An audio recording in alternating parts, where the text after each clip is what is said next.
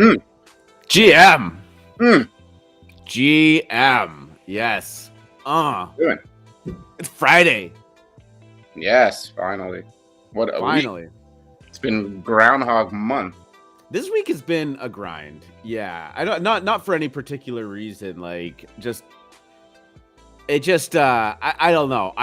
We seem to have gotten a bunch of things out of the way now.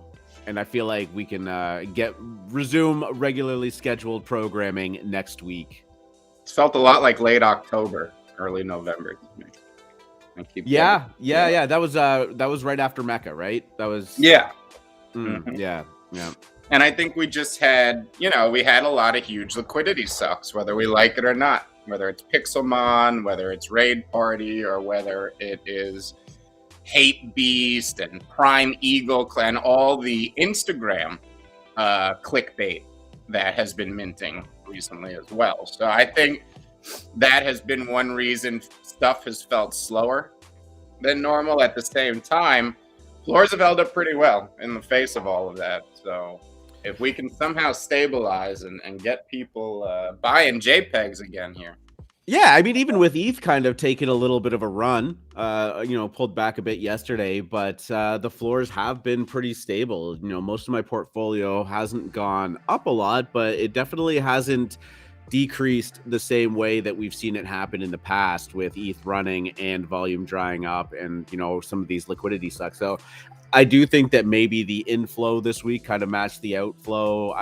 Maybe that's a simplistic way of looking at it, but there seems to be something stabilizing the markets. Well, you even see it in the price of ETH, right? I mean, why do you think people have been buying ETH since $2,300? To stake it in 88 miles per hour?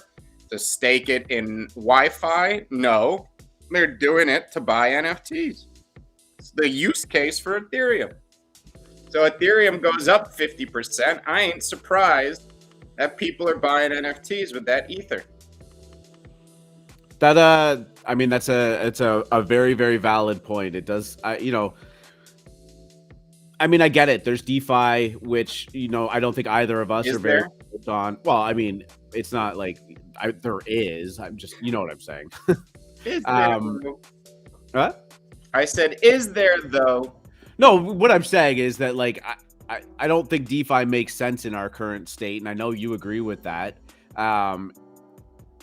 If I think about what you're supposed to use Ethereum for, obviously we're a little biased and we live in this NFT, I don't want to say echo chamber, but you got to be cognizant of the fact that we're all here for the same reason.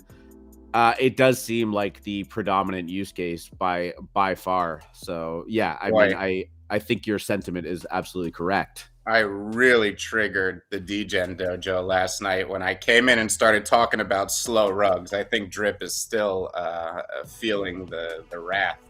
ETH is a slow rug? Well, I pointed out that last year, around this time, there was a very popular Japanese-based anime project that had rocketed to 7 ETH. At which point at the top, Farouk bought in and changed his profile picture and talked about how Oni was revolutionizing NFTs and media and going to change everything. Yep. And that is sitting at a ... floor right now. Oni? Yeah. Really? So let's just understand that whatever they're telling you today is God's gift to NFTs. If something rallies to 7 ETH, 17 ETH within the first week of its existence, that's a market rub. That's the market pulling forward all the gains that collection's ever going to have before the next bear market. And why is that important? Because during the next bear market, when you are forced to start searching for liquidity, you're going to start selling those one-off items you have that are still maintaining 6 and 7 ETH in the bear. All right, that's what's going to happen. Okay, and then when the bull finally comes back, people aren't going to care about the projects that were there in the previous season. They're all going to want new, mint. All right, and you're convinced that these are going to be classics. You're convinced these are elites. These have been around for 3 fucking weeks. FMC's been around for 3 years. I know what the hot ticket of the day can look like. initially. And I just say good luck with all your anime NFTs out there. Boy, we are fired up this morning. Mm. Okay. Little frame of reference here. Oni is sitting at a 0.6 floor. I am not saying that that's impressive, but it's definitely that's good. It's not dash. That's all. No, it isn't. It isn't. It's higher than Squiggles. Oh yeah, we were going to talk about that a little bit. I mean, look, we'll probably end up riffing on it for a little while, but I just want to say, free market's been pounding the table on this for what, 3 weeks now. We've been talking about it on the show somewhat regularly for the past few weeks, at the very least. And here we are. And it's not an "I told you so" statement, but sometimes the writing is on the wall. There are a lot of projects and alpha rooms and late night spaces and TV shows having to do damage control yesterday. But guess what? AlphaMint didn't, because I didn't go to get whitelist spots for that junk of fucking shit. Okay?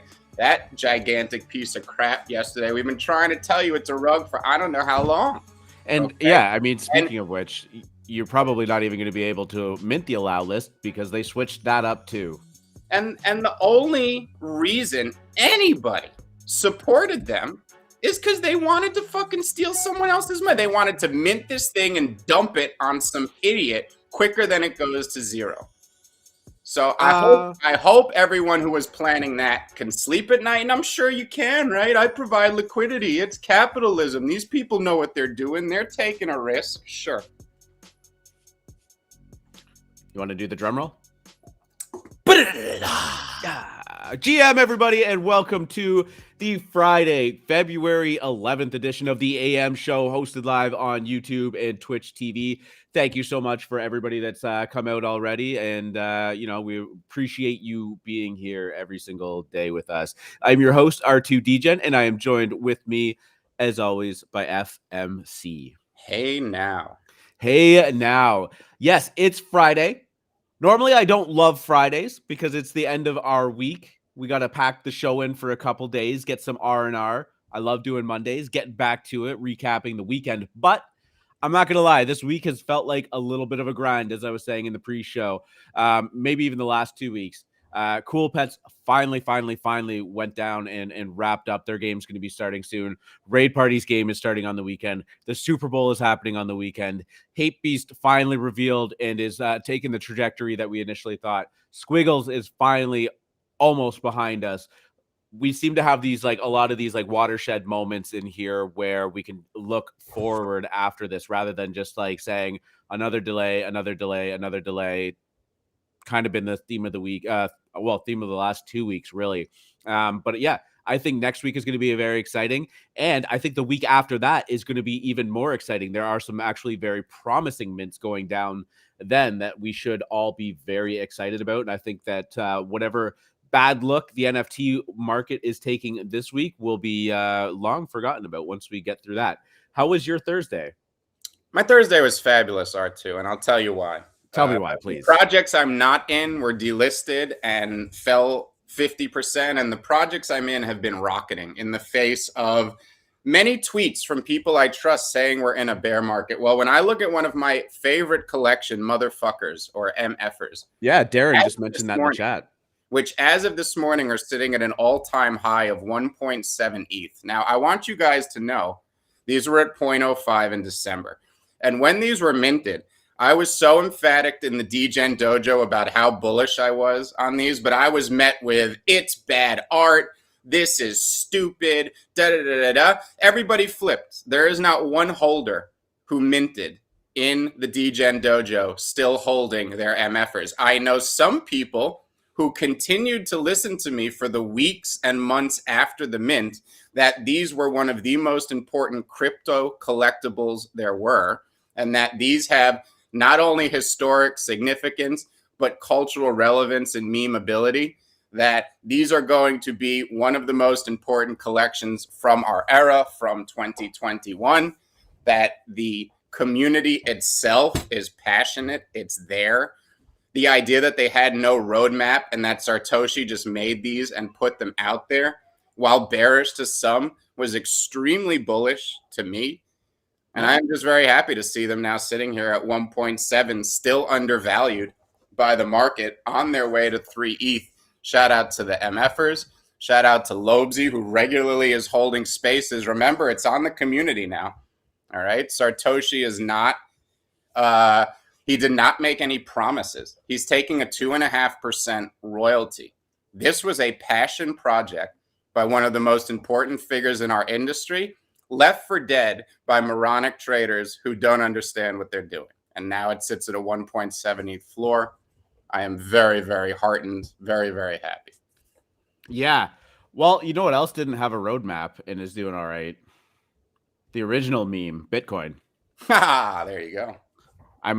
You're really rubbing off on me, man. I gotta say, I wouldn't have said that 6 months ago. I'll tell you that much. It's true. It's a meme. It doesn't mean it's bad. No. You have to recognize it for what it is.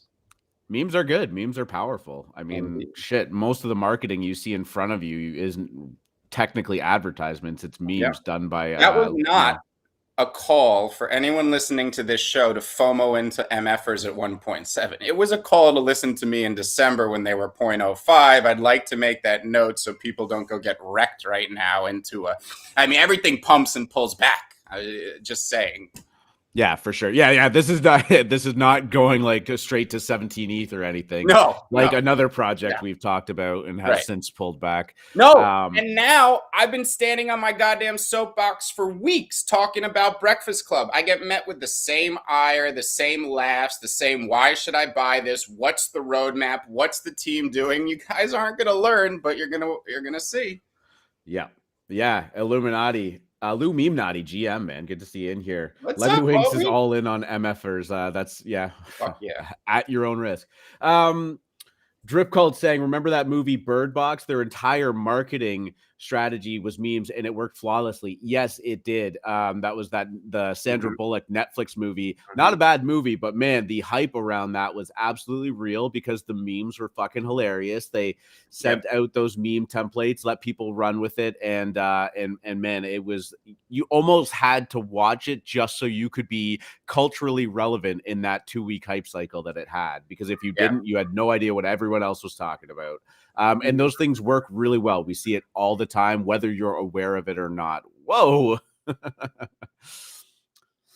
That was the split-second docs there, I guess. You good, or did you mute your mic? No, I muted my mic because my son was getting randy. I tried to mute it, and I hit the camera, so I was briefly doxed. Yeah, all good. Please no MFers talk. I paper-handed 3 of them at 0.2. Yep, I mean, it happens. All right, let's get into some of the news. Crypto, took a little bit of a downward slide yesterday, but not too much. I mean, it's really just one of those 8 steps forward, 1 step back in the last week or so. So just cools off a little bit. We're sitting around 3,100 for ETH, 43,500 for Bitcoin, and that's kind of where we're sitting. But again, it's still really just trading within that channel. The weekends often have an effect on the market one way or another. We've talked a lot about the Super Bowl and our speculation with NFTs and whether or not something's going to go down. But we do know that there's going to be a lot of crypto commercials, crypto exchange commercials and whatnot happening at the Super Bowl. Those have been confirmed. There's going to be some FTX giveaways, et cetera, et cetera. Hard to say whether or not this is going to be the start of something new or a sell the news event. I mean, really, I don't think it's a foregone conclusion that the Super Bowl is going to air and this is just going to go parabolic.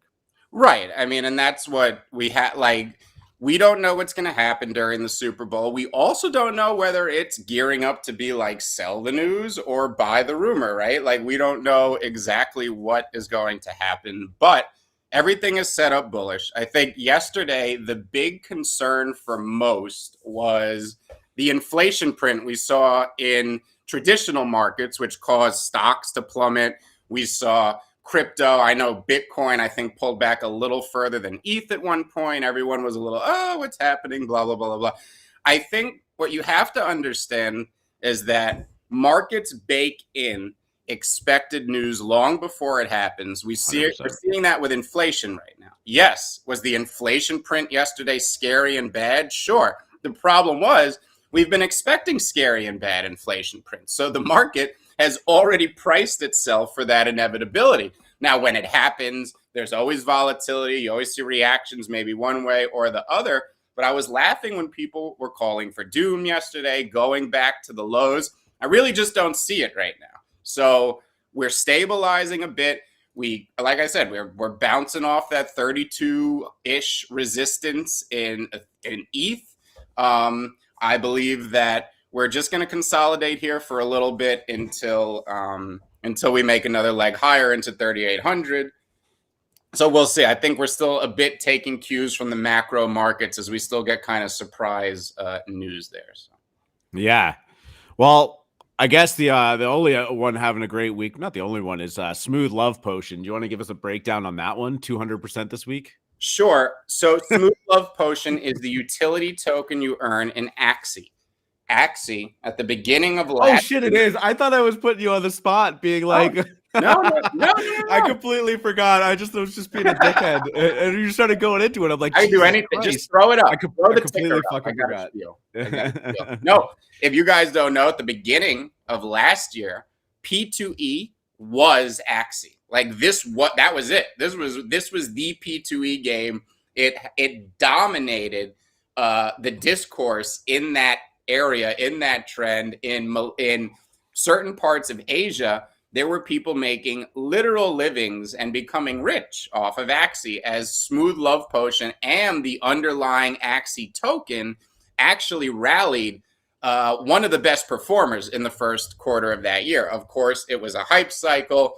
Once it popped, because of the number of people who had entered the game, it became very unprofitable to farm anywhere in the Western world. And that's what you're doing in Axie. You create these farms and you farm the love potion. I've never played. I'm just telling you what I know. So when that happened, of course, it went out of favor. The assets started to fall. People didn't play as much. And eventually you hit a balance and an equilibrium, and it could start moving the other way. I think that's what we're seeing now. I am not an Axie bull, but I'm not an Axie bear. I think that they have enough money and enough of a fan and user base to be fine. But I think they're not fully on chain, number one. And number two, I just think there's so many more exciting, smaller P2E games to get interested now that have a much bigger potential in the months and years to come. Yeah, for sure. And you know what, actually, ironically enough, this was an article I had pulled up yesterday and completely forgot about it. But they announced season 20 is changing some of the dynamics and tokenomics. And I guess it's the market has responded bullishly on that value token as well. So my bad. I really thought I was just putting you on the spot there, and you were running with it. And you're like, I'm going to name the most ridiculous crypto coin he's ever seen. Let's see. Yeah. I should have picked Cardano. Cardano? Okay. No, well, okay. We can talk. Let's not talk about that. Let's move on. YouTube. So you know how I told you? I told you I was going down like an Instagram NFT hole, and of course they'll start suggesting crypto stuff too. So just out of curiosity, I was clicking. I saw one video titled "Why to Be Bullish on Cardano." Oh no, why to FOMO into Cardano right now? And just watching it, Yeah, Cardano gets a lot of love as that like next one on Instagram and whatnot. I see that pop up all the time. I mean, yeah, really quickly, and it really is just because people love to pitch that like Cardano is going to $1,000 and do that comparison. Like this is where Bitcoin was when it was $1, and they use tons and tons and tons of false equivalencies. Well, I guess they have a DEX now. I don't know. Again, I'm going by this ridiculous Instagram propaganda. God knows what he was even talking about. But he said that they have their first DEX, like Uniswap or PancakeSwap, which now makes all the applications and coins on there tradable, and that's why it's going to be the next Avalanche or Solana. Blah blah blah blah blah. Yep. I mean, as a speculative investment, Cardano did very well for me, but I'm not upset that I'm not holding it anymore. XRP can go away. Yeah, exactly. YouTube is eyeing the incredible potential of NFTs and Web3 for future products. The video platform YouTube is looking into adding NFTs and blockchain integrations, according to the statements from executives. I mean, this is Google. It's big tech. We've seen it time and time again. Meta, adjusting their course for it. We've talked about, and we will talk about again, some of these gaming companies really eyeing down NFTs, NFT gaming, play to earn, et cetera, et cetera. YouTube is an interesting one just because it's so creator forward. And we all often talk about the creator economy and how NFTs give access or, proof of participation and yada, yada, yada. Depending on how they want to integrate this, if it's even just more than just a, profile picture thing, I think there's a lot of great things that they could do. YouTube and Google are typically pretty aggressive with their monetization policies for their own pockets. But there's a lot of people on YouTube that have made fabulous livings, on their platform as well. So it will be interesting to watch how this develops. I couldn't say that this is super bullish news other than it's news. And that is often a good thing. People will start talking about, YouTube's thinking about doing it. We saw the backlash from Discord considering doing it. But again, it is putting the name out there and people are talking about it and love it or hate it. It is good to be relevant. It is good to be in the conversation. So I don't know. Do you have any ideas on how this could be really great for NFTs and the creators free market? Well, I want to say that I think it's gone kind of unnoticed how important the hexagon has been for the NFT industry and how important it will be in the coming months. Okay. While every mainstream article, news piece, comment, opinion on NFTs is colored by some sort of bias. And I'm not even talking about bad, whether it's us talking about the fabulously good parts or whether it's them talking about the fabulously bad parts. This is the largest and most important neutral advertisement for NFTs that has ever existed. Because whether you participate in Web3 or not, whether you know what crypto is or not, the hundreds of millions of people on Twitter are now being faced with something that makes them go, what is that? Why are all of a sudden I'm seeing all these weird profile picture shape? What does it mean? And they click on it, they see the word NFT, and that's it. Nothing else needs to happen, okay? Hundreds of millions of people are now being exposed to NFTs in a very subtle way without it being jammed down their throat. And sure, many are going to react emotionally to it, whatever it is. YouTube, Discord, Twitter, all these things, the more integration we can have for NFTs, the more we're going to go mainstream. So I think that the idea that YouTube is eyeing the potential here, of course. I mean, YouTube has been about empowering creators, and you could talk about whether they're centralized or not, and whether they pay enough or not, and whether they have the ability to change the rules underneath you or not. That would be an argument for something like Rug Radio, right?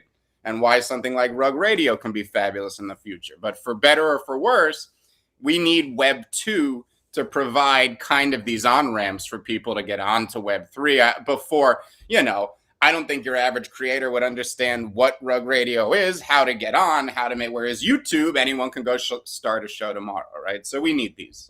It's very good, and I think people are underestimating how big those little things are going to be for the industry. Oh, yeah, definitely. We still need those bridges. You really can't get into a decentralized world without something that's sitting in between you and that for now, right? Like, you still have to be able to get your funds on. And for the time being, we live in a world where you need traditional USD, the OG shitcoin, to pay your bills and stuff like that, right? So you do need these things sitting in between. A lot of times people go, fucking done with Web 2, and they can go die. We don't need them. You kind of need them to lend legitimacy, as some of them will transition into Web 3, and some of them ultimately will perish, right? Like we saw Sears, one of the biggest companies in the world, die because they really didn't adopt any form of Web 1 or Web 2, right? And Amazon moved in and took them over. You're going to see companies that shift for the better, and you're going to see companies that shift for the worse. But again, it's not a bad news or good news. It just is news, and that is always good. Yep. I think that this, YouTube potentially going into this space could mean it could have a lot of implications for potentially selling NFTs that creators put out from their videos, maybe selling their videos as NFTs. I'm not really sure how that would work, and if you want YouTube to be the ones doing that. But access is something that we talk about a lot in NFTs, and providing access to creators. There's a lot there that can be done really, really well. So it'll be interesting to watch that. Another content creator forward platform, OnlyFans, porn friendly platform. OnlyFans adopts Ethereum NFT Profile. OnlyFans users may be about to get even more creative with their profile pictures. You've said it time and time again. It exists in the real world too. Porn often leads the way in terms of what technology gets adopted and what doesn't. OnlyFans doing this, I don't think is significant to their platform, but again, just it does lend that validity to it. Again, we talk about content creators, monetization for the creator economy, and now looking at NFTs. I mean, they're really not doing anything. It doesn't sound like that Twitter's not doing with profile pictures. But again, they can. It's the first step. They can take this in a direction that will be very beneficial for fans in providing access and for creators in providing monetization. Why wouldn't OnlyFans move into it? We just saw how easy it is to sell a bunch of naked girl pictures to incels. I mean, we've seen these simp plays move in just I see people hold these simp plays through reveal who are traders and never hold through reveal. I mean, think about how powerful this is, right? And if any of these guys that subscribe to one of these girls' OnlyFans, if any of these girls announced they were selling naked picture NFTs, they'd all buy them. They're already paying a subscription here. This is an untapped avenue of revenue for all of these independent creators, and I love it. Really, yeah. love it. Yeah, no, and honestly, like the amount of avenues that they could go. Somebody saying OnlyFans coin could be hot. Yeah, I mean, I would probably be loading up on those, not to use, but as an investment. Yeah, I mean, you said something there, and now I'm fucking forgetting what you were gonna say, or what I was gonna say on top. Oh, sorry.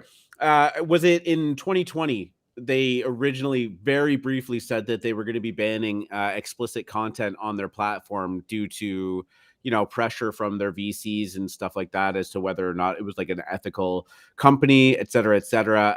And within days, they walked that back as, 99% of their user base decided to boycott them if that was going through.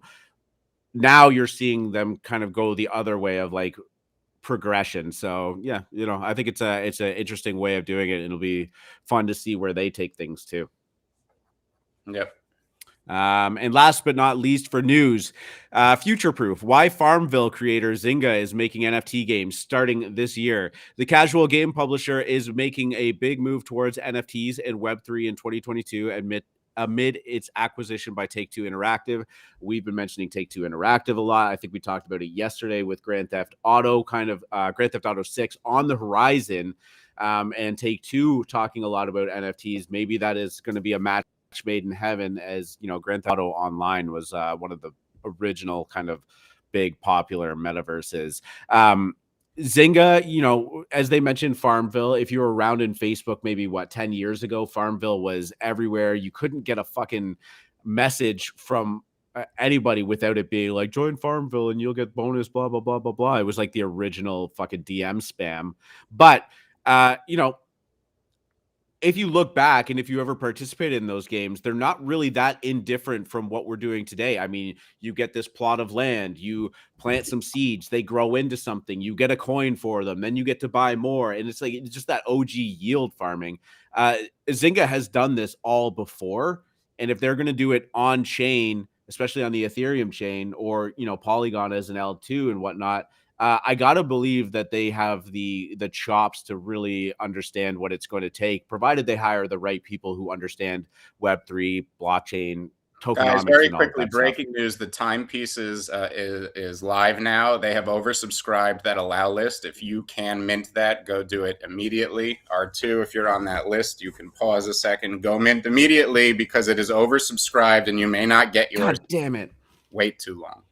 Yeah, okay. Well, I will go check that out real quick. What's Yeah, your you do that. I could talk about Zynga. Yeah, I think yeah, Zynga is such a great example of that was a yield farm. That the only thing is you were yielding a worthless, meaningless token that you couldn't really change in for anything except more assets in the game you didn't actually own, right? So that is, I think, proof of concept for a lot of these simpler games, whether it be Ether Orcs or even Raid Party, because again, these are all passive. These aren't games with controllers where you move around a world. And I'll say yet, because we know for a fact that Ether Orcs are building their own meta. It blew my mind when they dropped that alpha on the spaces the other week that we were hosting. But yeah, they're building their own metaverse. So we're not there yet, okay?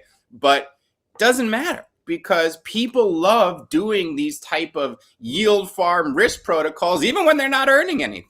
So that proof of concept is there. We've talked a lot about how what you're seeing in traditional gaming right now, even though it's not directly in the headlines, is an exact response to Web3. It's an exact response to crypto gaming. These are companies seeing a seed change underneath their feet that are now adjusting to the new inevitability. And, I'm not surprised Zynga is getting ready. This was the point of the acquisition. They're making the announcement now, and you can expect these type of announcements to reverberate around the industry. Everyone's going to start moving this way. It's going to get very exciting. Yeah, definitely. Thanks for that call out too. I got my timepieces, so Congrats, I appreciate buddy. that. Yes, let's go. That's an exciting project as well. Yeah, no, and like you said so eloquently, this is something that's already existed and people love playing it. In fact, they loved spending money on it before they were ever earning to play, right? And I do think that you're going to see that shift between these companies sitting in the middle of that transaction, i.e., somebody plays this game, they want to speed it up or speed up their progress. They give money to Zynga. Zynga gives them extra tokens, and they play. And then you have this third party over here that's just playing the game without any influx of cash into it, right? And they're going to go slower. What I think you'll see is now the two parties, the traditional player and the player that's willing to spend money on it, be able to link up and transact between each other. And then Zynga, being the game producer, just taking a small piece of it as like a marketplace kind of function, like OpenSea does between NFT traders, right? So now you have somebody that puts time and energy into playing a game and somebody who just wants to play the game at a higher level without the time or energy, but has money. And you're going to transact that way rather than, sitting on the sidelines while Zynga and the other player, partake in those transactions. I think that that's going to be incredibly powerful. And, I hope that this is all done right. We talk about these big gaming companies really, really hesitant to give up their control over stuff. But I think the forward thinking ones understand that that is going to happen regardless, and that they are just going to position themselves as, a market maker rather.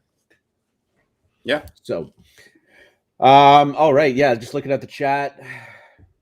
I use crypto on online casinos on stakes and as timepieces for allow lists only. For the time being, as Free Market said, I guess it is oversubscribed, so the chances of that selling out are probably pretty high. But are they going to public, or are they just capping it out? So here's how it works. Okay. The Genesis, they gave a lot of spots to people who were engaged previously in the Time NFT economy in various ways. Right. If all of them minted their max, then the allow list is oversubscribed. If they didn't, there'll be enough for the allow list. And if somehow there's still some left over, I'm actually not sure what they're going to do with it. I don't know exactly. I'm not sure if given what we know, there would even be enough. If there's 200 left, what's the point of a public? So we'll see. I would have to go back and listen to that interview because I seem to recall him saying that once the supply is gone, it's gone. But that might have been in regards to something else. Well, no, but remember, guys, there's some fun here now for all of you, and maybe R2, if you're feeling frisky, you may want to pick one up off the secondary here. Because unfortunately, I wasn't on this list. But if you did want, actually, I should check if I'm on someone else. I just remembered someone offered me one. I said yes, and they may have put me on. But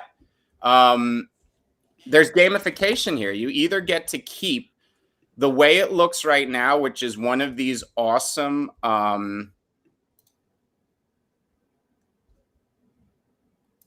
Did you cut out there? It looks like you froze. No, sorry. I think I'm allowed to mint this. Hold on. Yeah, no, go for it. So basically, you get one of these slices of time that is celebrating a specific year in the history of Time magazine. There's 100. No, sorry, they're celebrating 100 years. They've handpicked specific years, and the NFT is kind of made up of a slice of a lot of the important covers that happened throughout that year. Now you can take that and you can opt to burn it. So you're going to be reducing the supply of the original slices of time, but you have the chance, or you'll get another NFT that is a specific cover that's been done by an NFT artist. And then there are some in there that are very rare. I think that I know that the Vinny Hagar has one, and I should also mention Lon and Vinny Hagar did a collab. Yeah. Right. So they've handpicked a whole bunch of artists that were going to be doing time covers for them.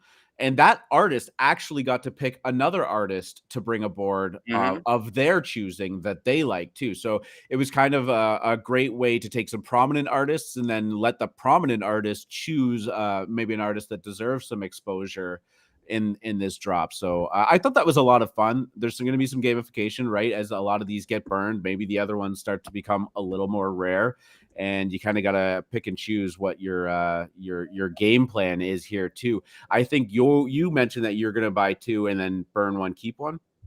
Yeah, I'm going to go pick one up off the secondary now because, first of all, I'm actually a really big fan of their in-house artist who does the time covers. I've been following him for a while. Forgive me for not remembering his name. I believe it's DW, the initials. And he designed, when I saw them originally, what I thought was just a fabulous concept for the timepieces. So I actually like what he designed, number one. But you got to imagine 80% of people are going to burn these. Like I'm a big fan of the 80-20 rule in life, right? And I just know 80% of people are going to take that gamble for the 101. It makes sense. If I only had one, I'd take the gamble. I'm a gambler. It's what I like to do, right? But I think if you can, the strategy here is to buy one, leave it as the cover that DW made, because those are going to end up being kind of rare. I think there's only going to be 20% of them that are actually left that way.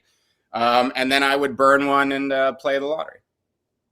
Try to get one of these ones or limited editions. I'm just buying one on the secondary right now. Oh, cool. Well, are they above mint, sir? Yeah, I'm going to be paying. I just paid 0.088 for a second one, which I think is very palatable for very. Yeah. For this, yeah. And the initial mint price was 0.05 for those of you not on the allow list. So for some frame of reference, it cost me just over. The gas was great and very low right now. Too. Right. The way they formatted this drop, it wasn't going to be that like rally to 3.5 type of thing, but I actually like it better. Because now forget, just two, you can go out and buy 5 for a relatively affordable price, burn a few today, have some fun as nothing else is going to be happening out there in the NFT world really until Sunday. Yeah, I love this. And I love timepieces. Thank you again to Tyler, it's Timo, for coming on for that interview. Such a huge fan. Yeah, I'm going to paste the OpenSea link in the chat just so you guys know that you're getting the right one. It is collection/timepieces-SOT, so slices of time -slices. That seems a little redundant. But anyways, this is the one that I am looking at. Which project did you just buy? I stepped away from a while. Well, you shouldn't be stepping away from our show, man. You missed a lot of important stuff. No, yeah, it's slices of time. You know what? I feel the need to reiterate this about time as well. Under the lead of Keith Grossman, who is actually quite an NFT degen, and I say that with the utmost respect. Time is often regarded as one of the most well-known and established, and maybe in this day and age, trustworthy type news sources. Anybody over the age of 40, holds time in relatively high regard. I know that's a bit of a generalization, but I think that that's somewhat true.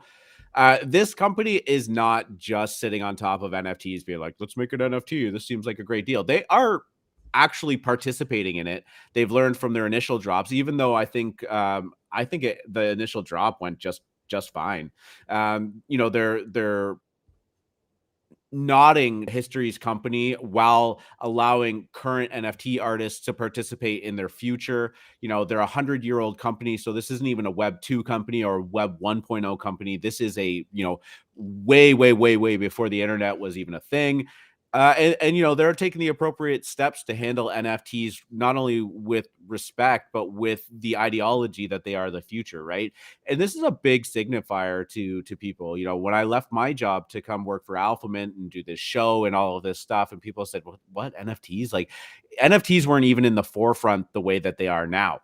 But when you start to talk about things like, Time is doing it. Time, like the CEO of Time, Keith Grossman, is buying NFTs. He's holding them. He's collecting them. They're participating in drops, and immediately people start to realize, like, if something like Time is doing it, it can't all be scams, right? This company isn't just out there to rug pull somebody. So this excites me from a historic play. And now maybe it's not a historic NFT yet, but I do think if this is something that you're willing to leave in your wallet for X amount of time, and I think, no pun intended, 0.05 is a very, very reasonable price to have as a long-term hold. I think this is going to be I think it's a no-brainer. Yeah, definitely. I've always talked about being a big fan of mainstream entities moving into NFTs. Why? Because we're here at the first time they're doing it. I mean, these things will get less effective as they release Series 2 and Series 3 and Series 4 and Series 5 over the coming years. These first 2 or 3 over the first couple releases are just going to be historic. So I like them. Yeah, for sure. And I like that their gamification isn't over diluting it as well, right? Like, right. There's the burn mechanics and stuff like that too. But even from his traditional collectors, like some of those Time covers are actually quite valuable too, right? Mm-hmm. They release tons and tons and tons of publications every year, but specific ones still hold value due to their relevance in history. So definitely, I think this is so cool, and I love seeing brands like this participate in a very respectful and forward-thinking manner. Right. We'll really quickly touch on Raid Party. A great news for anybody that minted and held. The heroes are now above mint price, and so are the fighters. The game is slated to go live tomorrow. The beta has been going down on the Rinkeby testnet, and I think that this is a pretty bullish sign, because if what I hear is correct, the beta is actually going pretty well. Maybe some of those delays that we were all very frustrated about are going to pay off in spades, make sure that this game is ready. And beta testing is also a very important part, because you need a larger pool of people to get in there and really just start clicking buttons, making transactions happen, and really figure out the nitty gritties of what's going on here. But this is intended to go live tomorrow. As we've said in the past 2 weeks, everything has been about delays lately, but fingers crossed, because I am actually excited to start playing this game. I'm excited to start digging in deep with the AlphaMint members and doing the guild. I know somebody was asking me about that today. I think, let's jump in the Raid Party thread and really get this nailed down as to how we can get a guild as fast as possible and start trying to play this game at a high level. All in all, I'm very happy. And I also think, just as a market signifier, it's good to hopefully just get this out of the way too, if you know what I mean. Definitely. And I'm very excited here to play.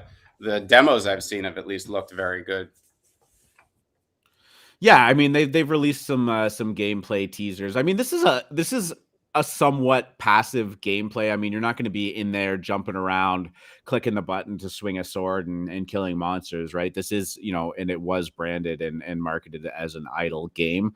But we're starting to see signs of, not life, but they're starting to release more. And I think tomorrow the floodgates are going to be open, and we're all going to get to jump in here. This is kind of just one of the things that they put in the raid party announcement page. So you're going to have your heroes leading the charge, some of your different fighters participating. You're going to be able to swap them in and out, and do more damage, upgrade them.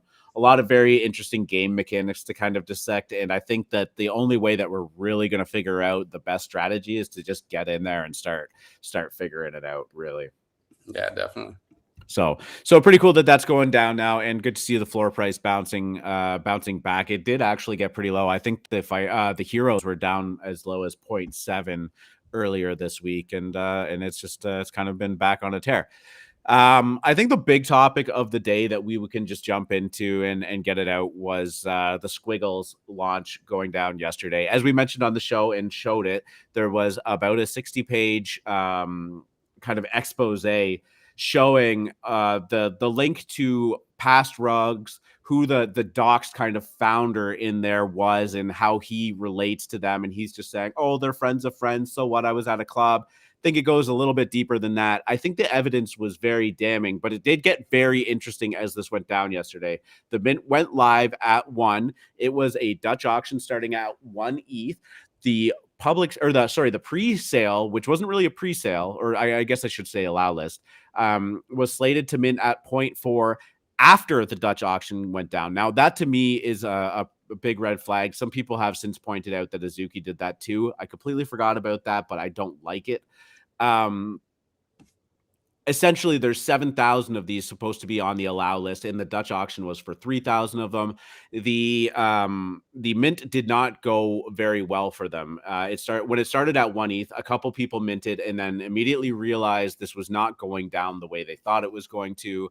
Not everyone was partaking, and they immediately started undercutting the floor to try and exit, because Dutch auctions are tricky, right? Like if you pull the trigger and then you realize you pulled at the wrong time, a lot of times it's better to just cut your losses below the Dutch auction price and try and sell on secondary, rather than trying to wait it out and see how low this thing actually goes. And I saw people like, look at these idiots selling at 0.7. Who minted right away and then just lists it at 0.75? People who didn't want to lose an entire ETH. The smartest people in the fucking room. Yeah, no, and that's so if you went into the Squiggles, and this was off Squiggles Discord, and this was facilitated by the team a lot too. There were 30-something mods in there, as well as the team members saying like, oh, this is the Bored Apes and the Doodles community getting in there and minting and then immediately undercutting. Like these guys are so rich that, $1,000 is gas money to them. They're taking the loss just to fund our project. They don't fucking care. They're not losing thousands of dollars to fund your project. Your project's been funded enough as it is. All of the signs have been pointing to this be a red flag from the get-go. I mean, we pointed out many of them ever since they got called out by Doodles. They got shut down, and immediately they had some art ready to go. Like, this wasn't some cheap marketing tactic. Come on. Like, the day of, they're like, oh, okay, we're going to switch to this. Like, they had that shit ready to go. I heard it was stolen. And yeah, and now there's signs that this is all stolen too. So there's that. Okay. And this was all, we were saying this, and other people were saying this well before this 60-page document came out, tying them to all of these other projects that were rugs and all of this shit. But they're in there in the Discord being like, just hold, these paper hands can lose, get the fuck out of our Discord. They were deleting comments, and I know this because they deleted some of my comments. I was just in their chat. Like, I just wanted to like just suss it out a little bit. And they did delete comments. Then they were saying that the people whose comments they were deleting it themselves to make it look like the moderators were deleting comments. That was just absolute and utter bullshit. I can tell you from firsthand experience, it's true. You go into their voice chat and they're in there being like, yeah, Doodles is fighting this. They're taking huge losses just so our project can't succeed. Like, shame on them, blah, blah, blah, blah, blah. No, this is one of the pitfalls of a Dutch auction. If it doesn't go down and there's not the hype, what happens is people cut their losses. This is what good traders do. They cut the losses under the floor so that they can exit. And as Free Market said, not lose their entire fucking bag. And, now they're pinning it on these other communities just willing to take loss. That's fucking bullshit too. Like everything was, and they're in there like, oh, this is happening to Hape. Hape should be 20 ETH right now if it wasn't for the FUD that all of these other, they just don't want to see us succeed. Like, bro. Like it was delusional, honestly. And it was all facilitated by the mods and the team. They're in there saying like, making this fucking fake reverse FUD up so that it looks good on them, and like they're victims. They're not the victims. I can promise you that they are not the victims. As it turned out later, the Dutch auction failed. Then they went ahead and cut the allow list down by almost half, saying that now they're going to airdrop a certain amount to their loyal supporters to show them support. And we know that we're screwing our allow list over, but this is something that we have to do to make sure our project succeeds.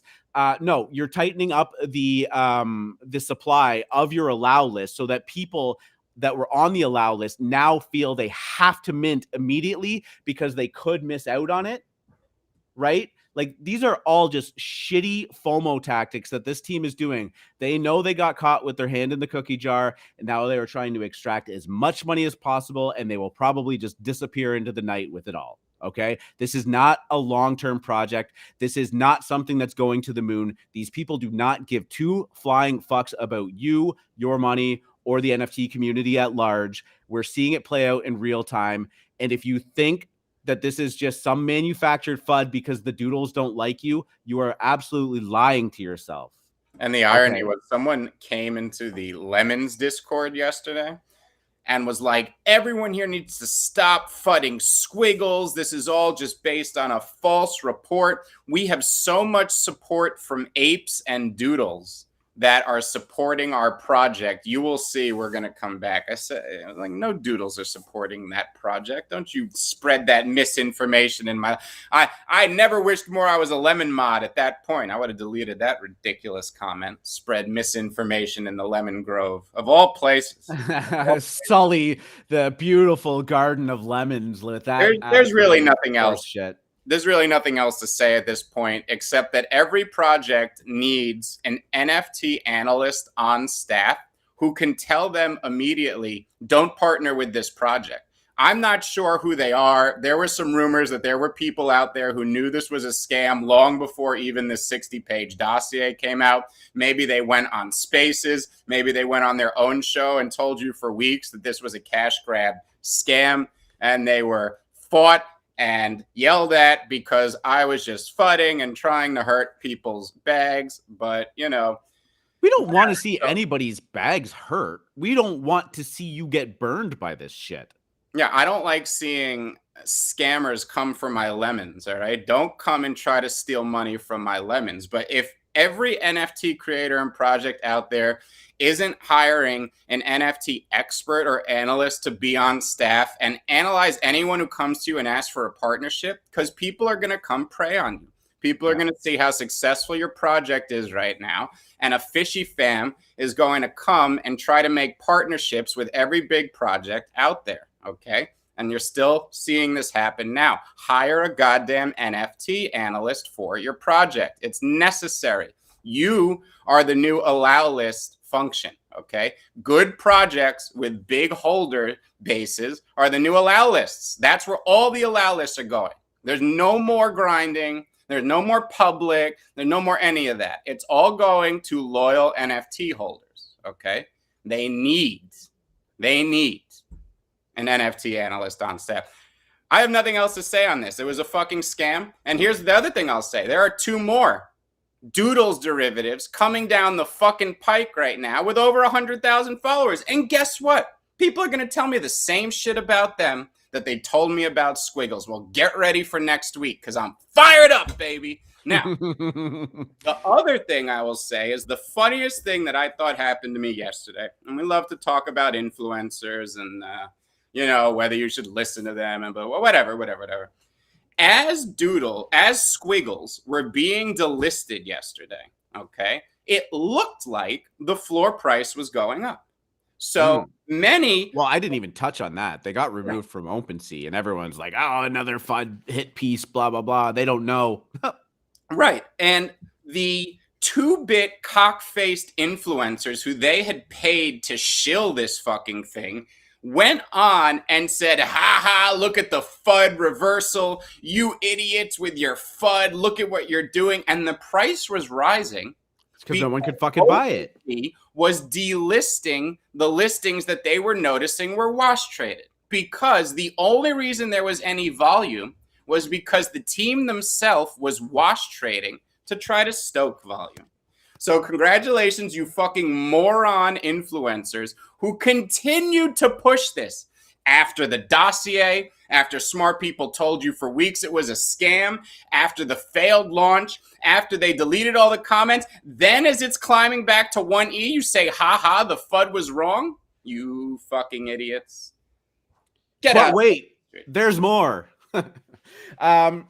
Another thing that's going down in this, and this isn't specific to Squiggles, but I do think it's really, really important to mention, is that the Y3K Pirates, who originally posted that 60-page document regarding or doing the deep dive into why this is all a fucking scam, did get banned from Twitter. Why? Look at this. The account doesn't exist. What people are doing now is they are buying verified profiles, Twitter profiles off a black market secondary thing, like this guy, Year 3000 Pirates, Villains at Villains UK. No idea who that is. Joined a while ago. Not very many, many followers. Followed by Twitter verified. So they buy this Twitter account. They change the name to Year 3000 Pirates. Okay. And they report this account, which initially let out the document and said, this is a scam account. They are impersonating me and you need to delete them. Twitter, trusting the verified profile, immediately goes and bans them. And then we end up here. Okay. This is shocking. And I think this is a little bit of an indictment on Twitter. Once you get that verified check, you should not be able to rebrand yourself without, going through the system and doing it in a proper way. You should not be able to get your hands on one of these accounts, change the name, report somebody, and get them banned for showing some, legitimate information. I think that this is shameful on Twitter's end. We all know Twitter isn't perfect, but this is one of the big glaring flaws because it does point to allowing scams to thrive. It should not be this easy for somebody to get an account shut down. Yeah, Twitter, what the fuck are you doing? Literally the only reason for this feature is for scammers. It's like you made it for scammers. So it's very bizarre. I am constantly being followed by blue checks that have 23 followers. Mm-hmm. And I keep going, what is even going on here? How does a blue check have no followers and all of a sudden I'm getting followed? Well, obviously this is what's happening right now. Anybody who had a blue check who's going through hard times is selling them to opportunists, okay? I don't know in what fucking universe Twitter thought this would be a smart feature. The other thing I would like to say is anybody at Twitter who is listening, I love you. You guys are very special. I am trying to get the @FMC handle. I would like capitalist removed from my name as I don't want to be associated with these max min traders anymore. The FMC account has been dormant for years. I'm putting in my official application. So please, Twitter. I have contacted the person. I've DM'd them. I've liked their stuff. Give me that account. I would like @FMC. Thank you for coming to my TED Talk. What is FMC going to stand for then after? Not It'll like you. What do you stand for? It'll still stand for that.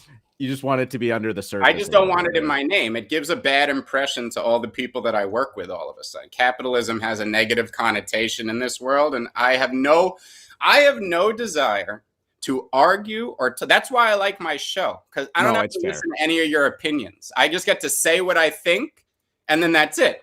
I don't really give a shit what anybody else thinks. I love you all, but nobody else's opinion matters to me in the sense that I make my own way in this world, for better or for worse. And sometimes it's been for worse. But you want to talk about I don't listen to other people's shows, and you don't know how much I respect people like Shiny. I look up to these guys. But I don't want them to color my opinion, my view. You know what I mean? So, yeah. No, I mean, if you want to talk about something that's going through a lot of FUD is like real and pure capitalism. And we don't have to get in through it. But like the definition and the ideology behind it has become so twisted that it's people just immediately default to like a negative connotation because you're a capitalist. I don't know.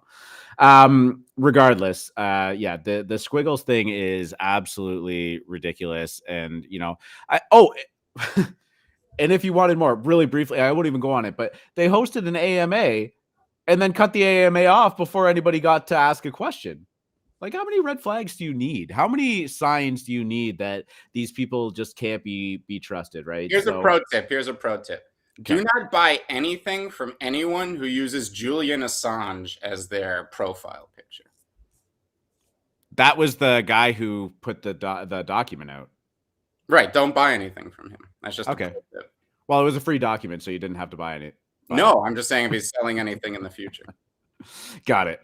I think we could probably move on from Squiggles. Like, here's the thing, and here's the unfortunate thing about OpenSea delisting them is that the people that actually minted, if you minted at that point, are bought on the secondary. I mean, sure, you can go on LooksRare. You're kind of stuck now, but you were probably going to be stuck anyways. Don't buy anything. Those things were below a 0.2 floor. Don't buy anything for anyone who looks like a Lebanese warlord posing at their daughter's wedding either. How about that?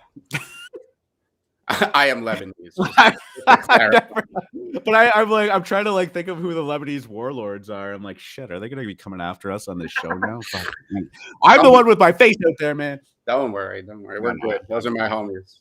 Okay. Not the warlord, the Lebanese. I was like, fuck, man, who are you?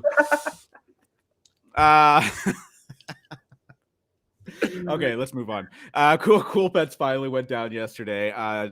The public sale went down.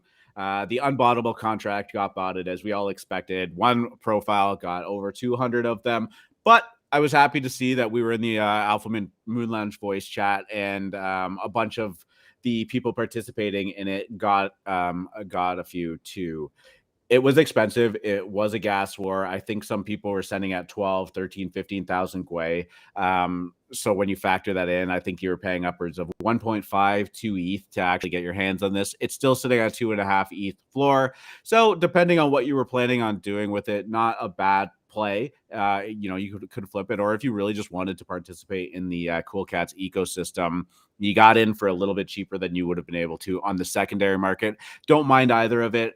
I think that this is going to be an interesting case study moving forward for these teams, especially established teams with big reputations like Cool Cats. People are going to bot. There's going to be gas wars.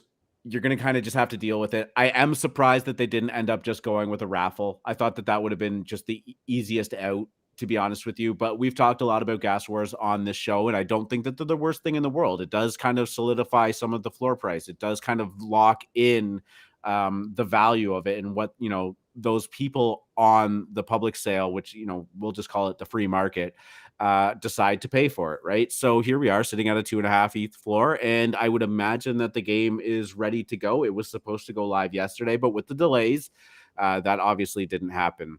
How are you feeling about yours? You have one right now. You're going for a water tiger. All good. Water pat. Sorry. No. I feel very good about them. I mean, you can't look. This isn't a mecha situation. This isn't a failed flop. They minted at 0.5. They're sitting at 2.5. Very good. Happy to see that. Now, I think even more than a project like Bored Ape Yacht Club, where we know Ape Token is coming out, Cool Pets are going to be very dependent on the value of milk. I think that the value of Cool Pets and the value of Cool Cats will be directly related to milk once that LP drops. And if milk has some crazy early hype cycle where it gets up to $3 and Cool Cats are making $3,000 a day for a week or two, I think that that's really going to pump the underlying price of Cool Pets and Cool Cats. If I'm wrong and maybe it opens at like 20 cents and doesn't really do much and it's good money you're making, but it's not headline money that you're making, maybe the price doesn't quite get there yet. I think Cool Pets are the next in line to become a blue chip. The issue right now is they don't yet have the mainstream appeal of of an ape, right? The apes are cool. They appeal to celebrities. They're edgy. They're hype boy. They're supreme. The apes have already made it in that sense. You ask your average person what a cool cat is, they'll have no idea. Okay. You show most people a picture of a Bored Ape, they're going to go, okay, maybe I don't know what it is, but I know what it is. All right. And cool cats are going to get there. But until they do, I would say they're going to be even more tied to the price of their token than apes. And I think apes will be somewhat priced to that token as well. When you think about if there is a bullish case for not being a sell the news situation, because ape to me looks like it could be a sell the news situation depending on where apes are and when it debuts and all that stuff. If it wasn't going to be that, people say it's going to be a measure of people who can't afford a dog, a mutant, or an ape. This is your only entry into the club. Will it work the same way for cats initially? I don't think so. I don't think there's this urge, and except for NFT heads like us who are like, yeah, I'd pay 2.5 to be in the cool cats club. Most people don't know or care yet, and I think they will. I just think that is maybe what's holding these back from, I had predicted a line of 5 ETH. You thought maybe it could go over. I still think that's possible depending on how Milk debuts with its LP, but I think it's much more dependent on that than something like Bored Apes. I think what you said was like very profound. With once that token gets out into the ecosystem, the value of her project is now defined by the token, not the actual NFT, right? Because the NFT is now the vehicle in which the token is yielded. If the token doesn't have any value, then what the NFT is yielding also doesn't have, or the NFT that's yielding it probably doesn't have any value as well. I think that this is a good, not Cool Cats itself, but that statement is a good cautionary tale about jumping into a project and being one token. The reason why Ape is going to have value, and the reason why Milk is going to have value, as Free Market said, is because it's going to be a way for people that cannot afford a Bored Ape, a Mutant Ape, a Bored Ape Kennel Club, a Cool Cat, or a Cool Pet to have some exposure to that ecosystem, right? They have a built up enough community and well fleshed out ability to use these tokens in a productive manner such that it's not just indefinitely inflationary and these things go to zero, to do so. And, likely they have a track record of success and a team behind it that can manage it properly. Cool Cats has waited this long to jump into this game. I got to believe intentionally. I don't think you necessarily want to just mint something and then all of a sudden it's yielding a token, because if you haven't come up with mechanisms for that token to be valuable, then nothing is valuable, right? And I just, I think that Cool Cats is going to succeed. I just think that if you're minting a project or you're looking into something, don't just start doing one token. It doesn't necessarily mean that it's going to add extra value. What are these tokens you're generating? I don't even think it's not necessarily. I think it is a doom.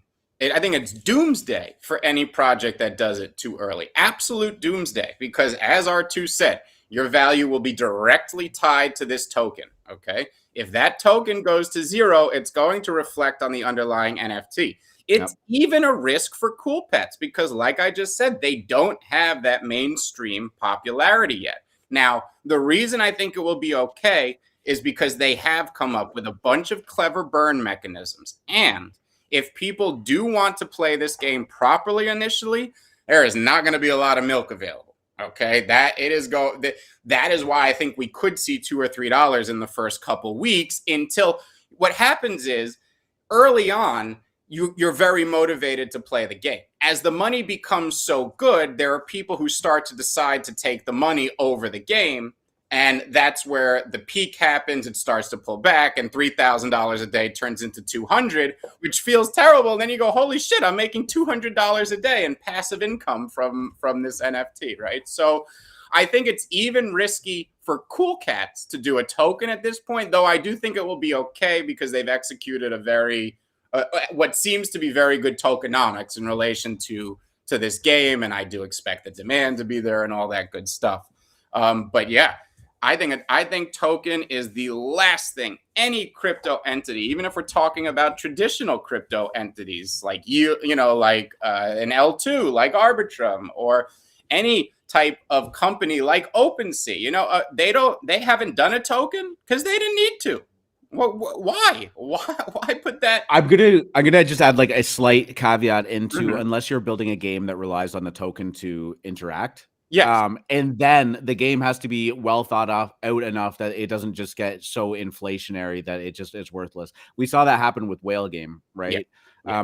Whale Game, you were just buying more fishermen and whales, blah blah blah blah blah, and then the amount that was generated just kept going up and up and up and up and up. And now there's so much of it flying around this ecosystem that the value is next to nothing. And because the value is next to nothing, the fishermen and the whales now aren't valued worth anything. And the value drops so low that because it's interacting on an L1, the gas isn't worth it to do anything. And all of a sudden the game stalls because you've put yourself in this rut that you really can't come out of. It's done. And Whale Game is done. I have a small bag of it. I'm not going to lose my sleep over it. I played it and took my shot at it. I don't care, but it's done. You don't come back from that. It's just, and now there's all these things that are just generating tokens indefinitely, and nobody fucking cares to use them because you have 100 million of them and they're not worth shit. You don't even spend the gas to use it. Right. If you're a native P2E where the utility token is necessary for your economy, it's different. But we have gone through a phase where every NFT project, regardless of how it was formatted or what its end goal was people were clamoring for a token. It was the phase we were in. Token meant money. Token meant pump. I mean, that was why people were asking, when in reality, it's a very big liability unless you know what you're doing. So Michael's asking, would we consider this a make or break moment for cats? No, no, not at all. I honestly, and this statement's going to sound weird, but even if Cool Pets was a failure, I'm not bearish on cats. And it's weird to say because I don't even think that's a possibility, right? But my point is that Cool Cats, I think, are going to succeed, and any project is going to succeed on how much of a cultural artifact it is, right? Bored Apes have become a cultural artifact. Cool Cats, I believe, are on their way to doing that. And whether celebrities adopt these as an online personality, I don't think has anything to do with their game or tokenomics. I think that partnering with Time Magazine is the bull case for Cool Cats. I think all of these things are value adds, and hopefully they work and really are the value adds they're billed to be. But the real killer case for Cool Cats is the licensing possibilities, the partnership with Time, the mainstream appeal, and the idea that these would be very, very attractive metaverse personalities for a lot of people versus a Bored Ape. Remember, Bored Apes are edgy. Bored Apes are stoners. They drink. It's a male-dominated yacht club. I mean, there's a lot there that, while it appeals to some people, may not appeal to others. And I think Cool Cats fills that genre or demographic very well. Yeah, for sure. I mean, again, I'm going to go back to something that I originally said. Cool Cats actually waited quite a long time to solidify their brand within this space before committing to, not only a derivative project like Cool Pets. I shouldn't call it a derivative, but maybe like, what would be a good term for that? Like a brand extension. I don't know. It's a companion. Great. Yeah, perfect. A companion to the Cool Cats with this and a token. I mean, they have a firm community.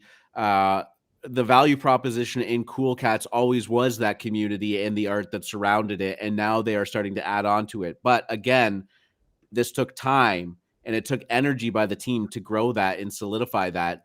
A project that minted 3 days ago or 3 weeks ago, it just doesn't have that yet. As much as you want to believe it, if you are in it, right?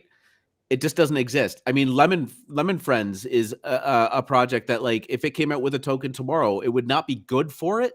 However, somewhere down the road, if that community continues to stay solid, there's clear value in being part of that community and holding the NFTs just for the sake of having them. Sure, maybe you can get to this point if it's carefully thought out and done.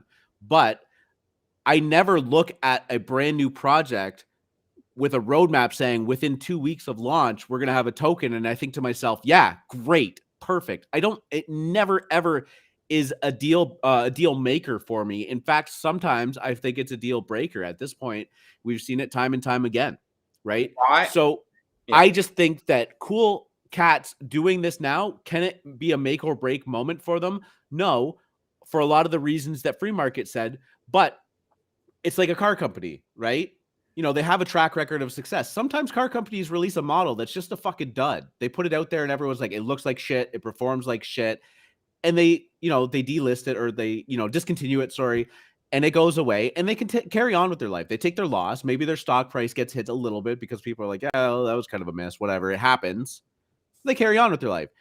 If the first car that you release is an absolute lemon and a dud and people hate it, you're fucking done, right? Yep. And that to me is why it's not a make or break moment for Cool Cats. Can it be a black mark if it goes terribly? Sure. Will it have some short-term ramifications? Probably. Will they go away? Nope. So. I want to buy a cat at 7 ETH. I mean, I am for real. I'm very bullish on Cool Cats. I mean, I wouldn't really care what happened in the short-term price without the selfish reasoning of me wanting to buy one cheaper. And, you know,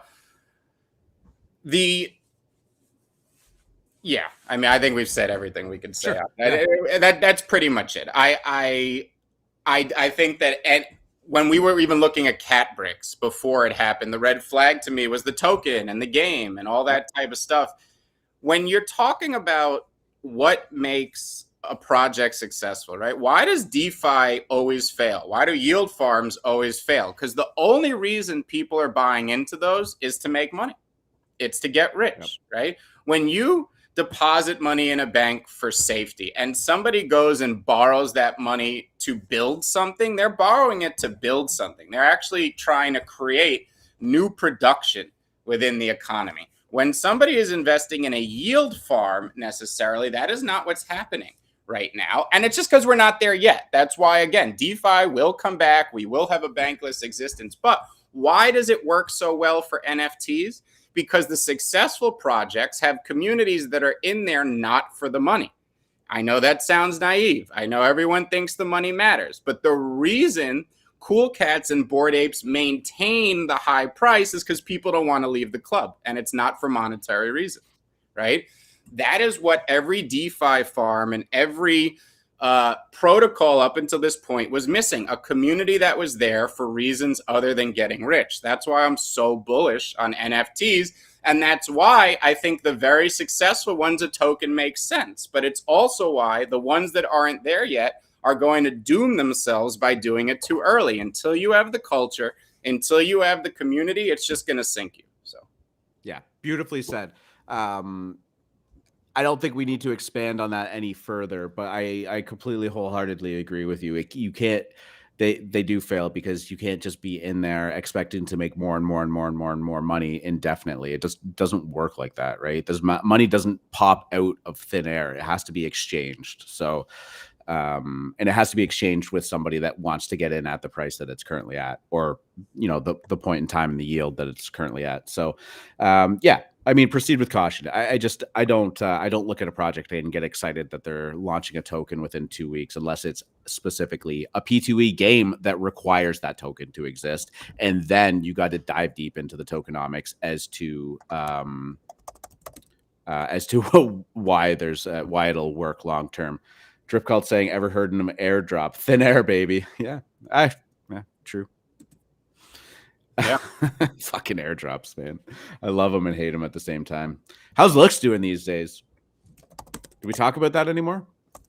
Looks is at about, I believe they went through the first halving. Okay. So we've talked about how this halving was coming. I gotta say, it's not been as bad as I thought it was going to be. It's sitting at about 317 right now. Yeah, that's great. Half the price it was, so to say. And I've certainly noticed my WETH payments slowing down and the amount of looks I'm accumulating. But I think now the next halving is almost 90 days away. Okay. We've seen what I believe is the worst of this halving. I actually think we're getting pretty close. Now, it could be a buy right here, but I actually think we're getting pretty close to a reversal in the sense that people are still going to be happy with the 350% yield it's making if you're still pulling in a good amount of WETH. And now they have 90 days to make this a place that people actually want to use. So the wash trading is still profitable. We know that 92% of the volume is due to that. And if it went away, people would really be discouraged about how much they were earning in both WETH and Looks. But now they have 90 days to try to replace a good portion of that volume. And I don't think it needs to be much. If they could do 25%, I think, while again, the halving event would probably cause a pullback from wherever it is at that point, I think that people would still be quite happy with that yield.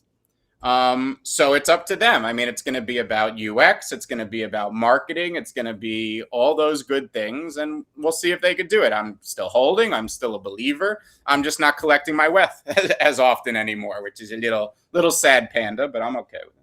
Yeah. I mean, I'm not a technical analyst, I guess would be the word for it.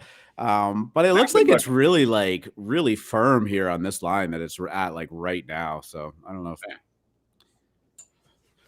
Fuck it, we'll do it live. No, I'm kidding. Fuck it, you don't want to see me draw triangles. It's nonsense. But, no. Honestly, you want to know, as a technical analyst, that's a hideous chart. Looks like it's $1. Like, technically, that's a terrible chart. Right. Oh, okay. We're doing TA on it, but I don't think TA. I don't think TA necessarily apply. Yes, that. It's at last-ditch support right now, but all that supply above it is very heavy, so to say, right? Like that is not – that's obviously a head and shoulders pattern. It got down to the neckline. It tried to bounce, and then it was quickly smacked down to that neckline. That's not what you want to see when you are bullish on something. A move to $2 wouldn't surprise me. I'd be buying more at $2, my friends. I was looking for like the Stegosaurus pattern here. Like I could see like where's my drawing tool? Like the tail, puking Godzilla. And there's a few of them that are fun. The legs here, and there's the head, some horn ears, and the back thing there. Perfect. Stegosaurus pattern locked in, going to the moon. Yep. Not financial advice. Okay, so we got the Super Bowl coming up. Next week is going to be interesting to see kind of what's that. When did they change that back? Look at that Vinny Hager Starcatchers collab. Jesus. Oh yeah, that wasn't even there when I first pulled it up. I know. Refreshed. Live in real time, new Starcatchers banner. Let's There's just go. Too much. I'm getting to it. I'm too signals. Calm me down. Oh. Calm down. No. So we talked about next week. Might be a sell the news with the Super Bowl. We don't really know what's going on. Tons of speculation. Sometimes that speculation can end up being a letdown, no matter how good the news is. And next week might be amazing with onboarding new users, or it might be slow as people decided they watched the Super Bowl and fucking hate NFTs and crypto. Who knows? The week after, though, is going to get super exciting. We talked about Starcatchers minting on February 22nd, 2022. We talked about the weather report is minting that week as well. Is it the 26th, I believe? I don't want to give false information, but 22nd is Starcatchers. That'll be the first mint of the week. Yeah. After that will be Invisible Friends. Wonder Pals. That's the other Invisible Friends. Yeah, Invisible Friends is the 23rd. Wonder Pals is the 24th, and then Weather Report is the 26th. Yes, right. Okay, so that's the timeline of that week. I am scared. I am not going to lie to you. It makes me nervous. Here's what I will say. The greatest gift to any of us would be a bear market after that launch with the ability to buy as many star catchers as you want under 1 ETH. What can I say?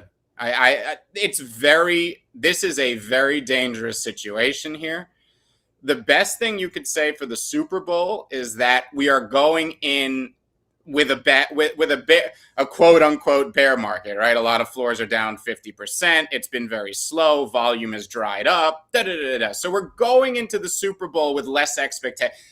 If apes were at 200, I'd be a lot more scared going into the Super Bowl than the fact that they've pulled back right now. Great point. That's a little bit. That's something for you, right? At the same time, we have Super Bowl this Sunday. Let's say it kicks off some insane bull run for the next week, and we see all of our favorite floors go back to the highs, and everything feels peachy dory, and that 8 bot just doesn't go to sleep for 7 days. I could see the week after being a liquidity suck that pops that bubble, especially going into the beginning of tax season, where people start to think, well, I need to start getting my liabilities together so that I can pay my tax bill. We know I am a student of seasonality. We are going to be going into bearish seasonality as we get closer to the Ides of March and April. All right. So I am very aware of that. I could very much see either that week being when things cool off, or it just continues a bull run into the Ides of March, which hit another frothy peak. Look, that would be, for all of us, if we can identify this beforehand, and it does play out. This is why I love having scenarios. I did this in traditional markets as well. Very hard to predict exactly what's going to happen. But if you can come up with 2 or 3 likely scenarios, pick the one that you think is most likely to happen, position yourself for it. And of course, you're most likely going to have to adjust because you can't predict the future. That 1 or 2 times you actually are able to pick that scenario exactly, you're going to 2 and 3x your portfolio. It's going to be those brief moments, those real portfolio multipliers that happen very rarely. I think that's the best strategy to do it. So that's what I'm doing here, right? I think there's a few possibilities. If we do get that blow off top after this big week of the 22nd, everything mints. The next week, it's still going crazy. And we have, exactly like we had before, 3 weeks in late December, early January of up only. I'd be looking to sell a lot of stuff right into bearish seasonality. Yeah. Let's see. Well, these are 4 projects that we talk a lot about red flags and issues with stuff that, while I'm sure none of them are exactly perfect, they all seem to be really genuine in intent and looking fucking great and doing something unique to themselves. And they kind of all fit in the same meta too. And the last time that we saw that kind of go down was the Lemon Friends, Alien Friends, and Cool Man's universe that dropped back to back to back. They minted, things went pretty well, especially for Alien Friends. But then a week later, 2 weeks later, everything just went absolutely ballistic. Right? Yeah. I'm not saying that that's going to happen, but if history rhymes, then, maybe we're looking down the barrel of something like this. Starcatchers looks great. Invisible Friends looks great. Well, maybe not the best profile picture. We talked about this yesterday. Sorry. Right. And then, Weather Report looks really good. The other one that Wonder Pals. Yeah. Wonder Pals. Look, and here's the thing. We've talked about these last few weeks almost being layered with just scam fugazi projects, one after another, volume, just terrible. These are the most, why do you get bullish on a project? It's because when you see the right people getting excited about something, you just know it's going to have the zhuzh, like it's going to have that, right? It's going to have that X factor. All of them seem to be launching in the same week. The only one that really scares me here, if they could somehow delay Invisible Friends for 2 weeks, I would feel so much better. I think these other 3 projects, they're all run by very smart, very capable, very creative people who are going to mint at a relatively low price, right? These we just got the announcement yesterday. Starcatcher is going to be 0.111, which, again, while that may sound expensive to some, remember the littles minted at 0.125 in a bear market, okay? And this project has as much, if not more love than the littles did going into that mint. So I think this is a very appropriate price for them. I love how they price that. And remember, this team doesn't get to touch the money for 365 days, okay? We talk about, and I mean, they're obviously putting money in the treasury. They're obviously taking royalties to run the business. Their personal paychecks are being locked by a smart contract for 365 days, for 1 year after they mint, okay? These are the real projects. These ones minting this week. Now, that doesn't mean anyone can't be a victim of the market. That's why we're talking about this. We're worried that the macro could affect the micro here. where it was almost the opposite. We've been in a great macro environment, and that gave a bunch of shit projects the ability to launch for 2 weeks. I hope we don't go into the opposite, where we have a bunch of great projects launching into a shitty macro environment. So I feel like Invisible Friends is the most dangerous on the list as far as a liquidity suck situation. Yeah. And we will see. I mean, I'm pretty sure it's a low mint too. They're fully whitelisted, right? I'm pretty sure it's going to be, I think they want at least the perception of fairness because they're a community. We care about our community, blah, blah, blah. So I don't think it's going to be like one of these very expensive mints. Maybe it'll be 0.2, maybe 0.3. I don't know. Invisible Friends? Yeah. Do we know the price? Yeah. No, I don't, but I do suspect it'll be in that 0.2 range. I mean, God, if this team comes out with a Dutch auction, please. No way. I'm not saying they will. I'm not saying they will. I'm just like, imagine. worst case scenario, worst after all the shit that we've seen, that would be like just the Well, most I don't think dangerous they thing. could. I don't think they could. It's like 5,000 of them, and I think it's fully whitelisted. I mean, they're not gonna. You can't tell. True. Yeah. Sorry, I'm not. I don't think you can tell your why. I don't think they. I can imagine. I know, right? So, you know, 20,000 of you are on the allow list. Right. Now, 20,000 of you why can is live on this the Dutch dangerous auction. compared to something like Artifact? You know, Dylan and I were laughing at all these people saying Artifact was going to be this liquidity suck. It was by far the largest money injection into NFTs, period, from outside money, right? Why would that be the case for Invisible Friends? It doesn't. I hope so. I hope there's, you know. In fairness, I think at the time, we hadn't seen this liquidity injection in the way that Artifact kind of kicked it off. I mean, you guys understood what was going on, and kudos to you because it was an incredible play at the end of the day. And, you know, Dylan especially just, you know, put the fucking earmuffs on and said, you guys don't get it. And boy, was he right. I think that Artifact at the time felt like it was supposed to be Mecca 2.0, where it was just like all the money goes in and gets stuck there. But it really did just kick off this incredible run of money entering the ecosystem. And I think it had to. And I think, you know, kind of the tangential side effects of it was seeing things like Hate Beast get to 8, right? As people were trying to look for that, as people from the outside looking in saw Artifact go down and saw Nike become a partner with them. And those people, Nike, to say is a huge brand is an understatement, right? Yeah.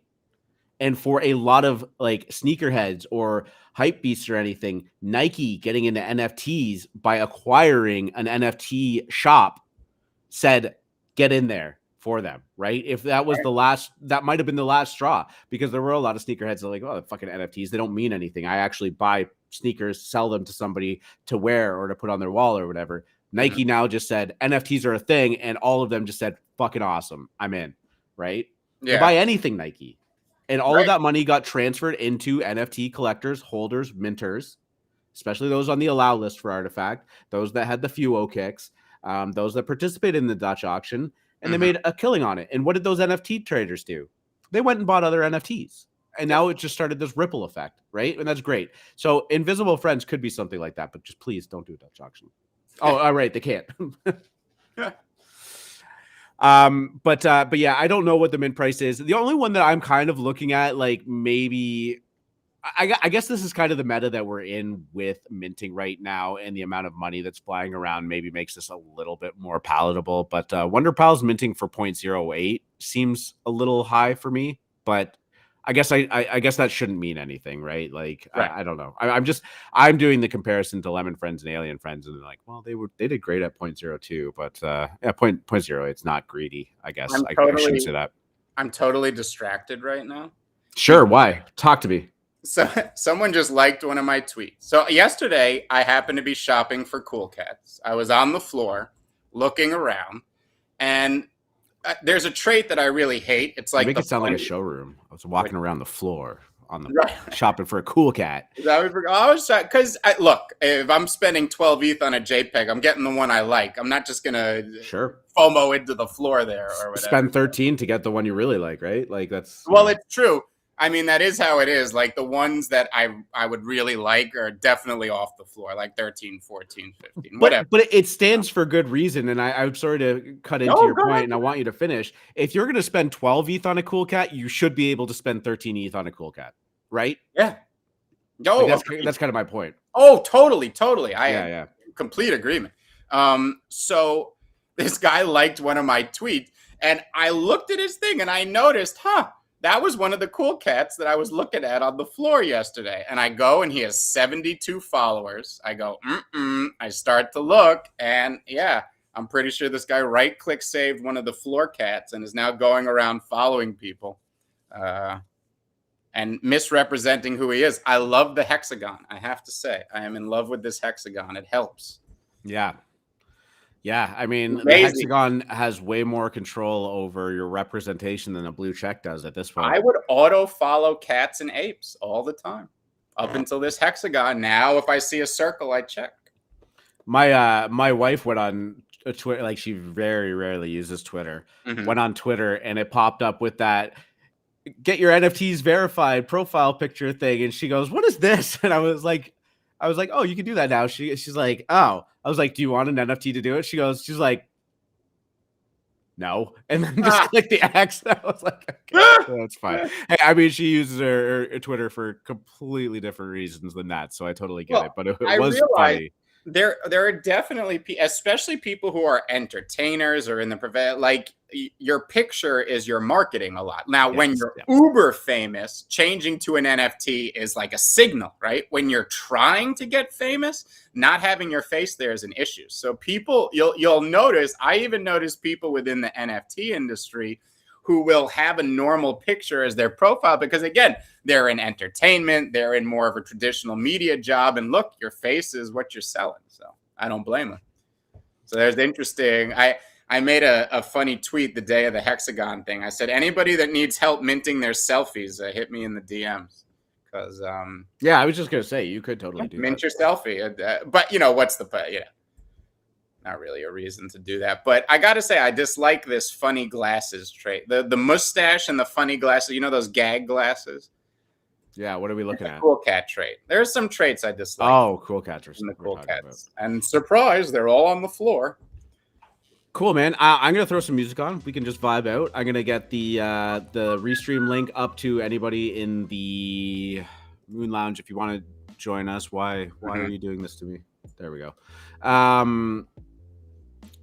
Let's see. Who do I like? You know, I like the I like this samurai sword guy, but he's wearing a mask. I don't want to think of COVID all the time.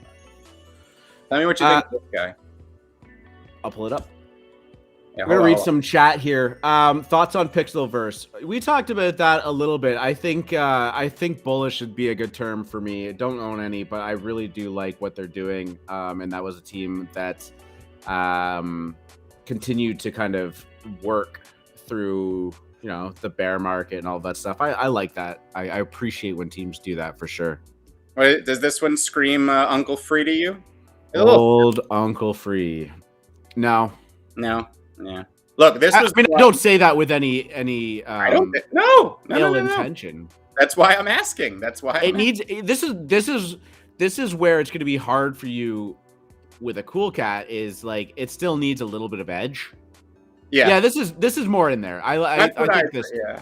You know what? I mean, maybe when it comes time for you to start pulling the trigger, we should put it up to a vote or something. Yeah, we could DAO it. I'll leave it up to the AlphaMint DAO to pick my. This one is more in there. Yeah, it's more me. I'm not sure I'm a friend of the man. Now, this one I really liked. I just didn't know about the mustache. I mean, I could grow a mustache. While you're doing that, question face. Oh, this guy's cool. Right? Maybe too cool. Oh. That was mine. Back away. Cool cats are so wimpy. I don't know, man. They're fun. Whatever. Question face is saying Kaiju King's mutant event was going down while we were doing the show. What's do you know anything about that? Obviously, you were here. A live event. Yeah, I'm here. I wish I knew. Does that what am I play? I'll go look in there right now. Yeah, go check it out. Alpha Pass giveaway soon. We'll talk about it. Dude, mustache for the win. The mustache plays. Yeah, I mean, I gotta agree. This guy, you know what? Maybe get the maybe earrings are fine. Like this kind of looks like a state trooper or something. Like you could have like a hat or something, and you know. No, I like him a lot. I was looking at him yesterday. I'll show you this. I wouldn't necessarily, though. I don't dislike this one either. I think this kind of captures my personality. You got one more, or you mean between the two? These guys? No, yeah, this one. Now, the reason I'm showing you this one is because those glasses are my favorite cool cat trait. The aviators? Hold on. Yeah, well, no, this. I have Drip Cult saying he has a pass he can give away. Let's plan something. Let's plan something. We'll bump our heads together after the show and maybe get something going for next week. Mm-hmm. So look at this. Ella D asking ye may receive. Don't want to make up too many promises, but that seems pretty promising. This guy is pretty cool. Are you checking Kaijus or no? I did. I put a message in there what I missed. I'm waiting for people to respond to me. No. Oh, all right. Yeah, this guy looks a little high strung. I'm in. It's you. I thought mutants were baby plus FE. Can someone explain the augmented lab chat? Blah, blah. Grab a roll. Yeah. You know. Do I need to do anything right now? I know the owner. Can he just give me something? I know the owner. Oh my god. Like, come on. Do I got to just tell me what I got to do here. You do understand that statement gives me gets me going. That's true. I forgot. That's a very common internet. Restaurant. I said internet. Yes. So what did we think of that? Did we like that cat with the flower? With the flower? I also think the ladies would think I'm like super sensitive and stuff. Sensitive with some badassery in the glasses. Yeah, right. I can get behind it. Right. The overalls, I don't know. Mm-hmm. Yeah, exactly. The con glass. Oh, yeah, that is a Pokemon thing, isn't it? Ah, I see now. I think this guy's still in the lead. Nope. This guy. I think this guy's still in the lead. All right, last one. We're doing one more.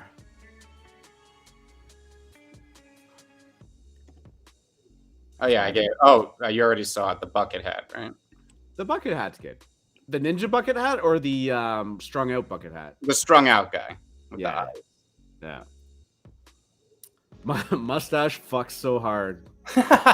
Well, yeah, I guess that. I guess that. That's true. We know what FMC is growing for NFT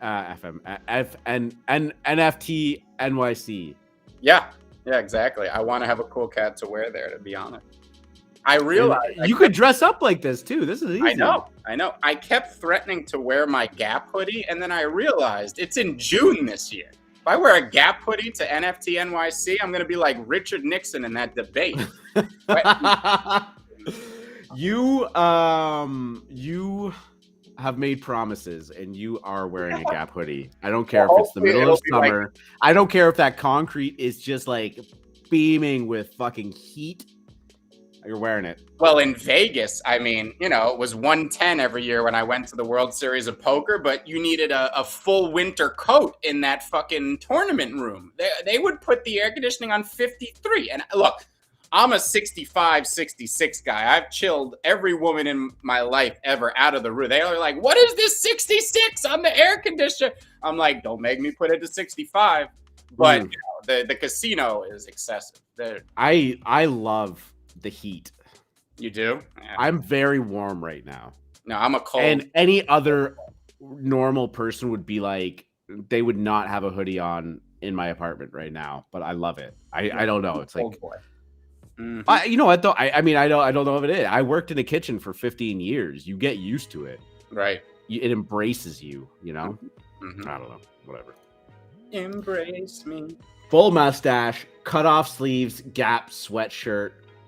You'll be swatting off the fanboys and girls. Mm-hmm. Mm-hmm.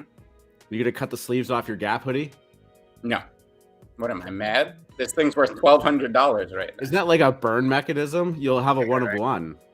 No, ever since the Tezos news yesterday of partnering with Manchester United or Man U, like they say in England, that would be that would make our shout out to Hologram, the Comfy Boys Club. Our hoodies are now worth $1,200.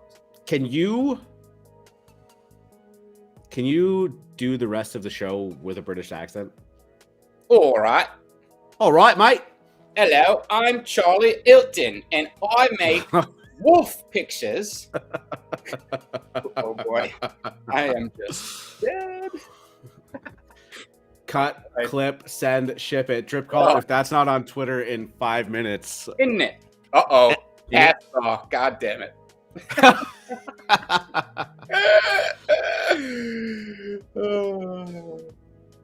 Yeah. It's rude. Rude boy. I know some say me man rude boy, huh? All right. Cass, are you coming up on stage then? You're waiting. I put the link up there for you. We missed you yesterday. Figure out what's going on with kaijus. I gotta go to the washroom. I have the bladder the size of a juice box. Yeah. No, well, we knew that mutants were imminent. I think they're coming out any day now. There's a fun game going on inside the Discord. I've been so busy recently I haven't been able to play, but essentially you change your PFP to one of the lab assistants. Okay, so remember, kaijus are an experiment that are breaking out of augmented labs. So we all put on our disguises yesterday, our lab coats, and we started hunting for any errant kaijus. If a kaiju escapes, you got to catch it, right? Well, there is a game coming out called Rooftop Rampage that is going to involve kaijus breaking out of a lab. You are going to play this game courtesy of the FE or Failed Experiment NFT, which is sitting at about a 1 ETH floor on OpenSea last time I checked. And winning this game, and I don't know what winning entails, whether it means a certain amount of points, a certain amount of wins, getting to a certain level. I don't know that yet. But winning gets you an allow list spot on the Mutant Mint. There are going to be 3,333 mutants. There are 3,333 Genesis, 6,666 babies. The mutants will be a new NFT. There is more down the road.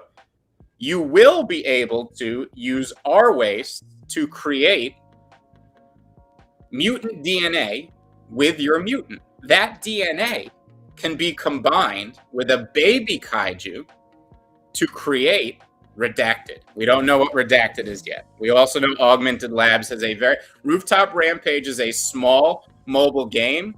It's the introduction. It's the predecessor, the precursor to their real entertainment property they'll be releasing soon. Kaijus will tie into it. Very excited here. So I believe the mutant phase is going to be starting any minute now.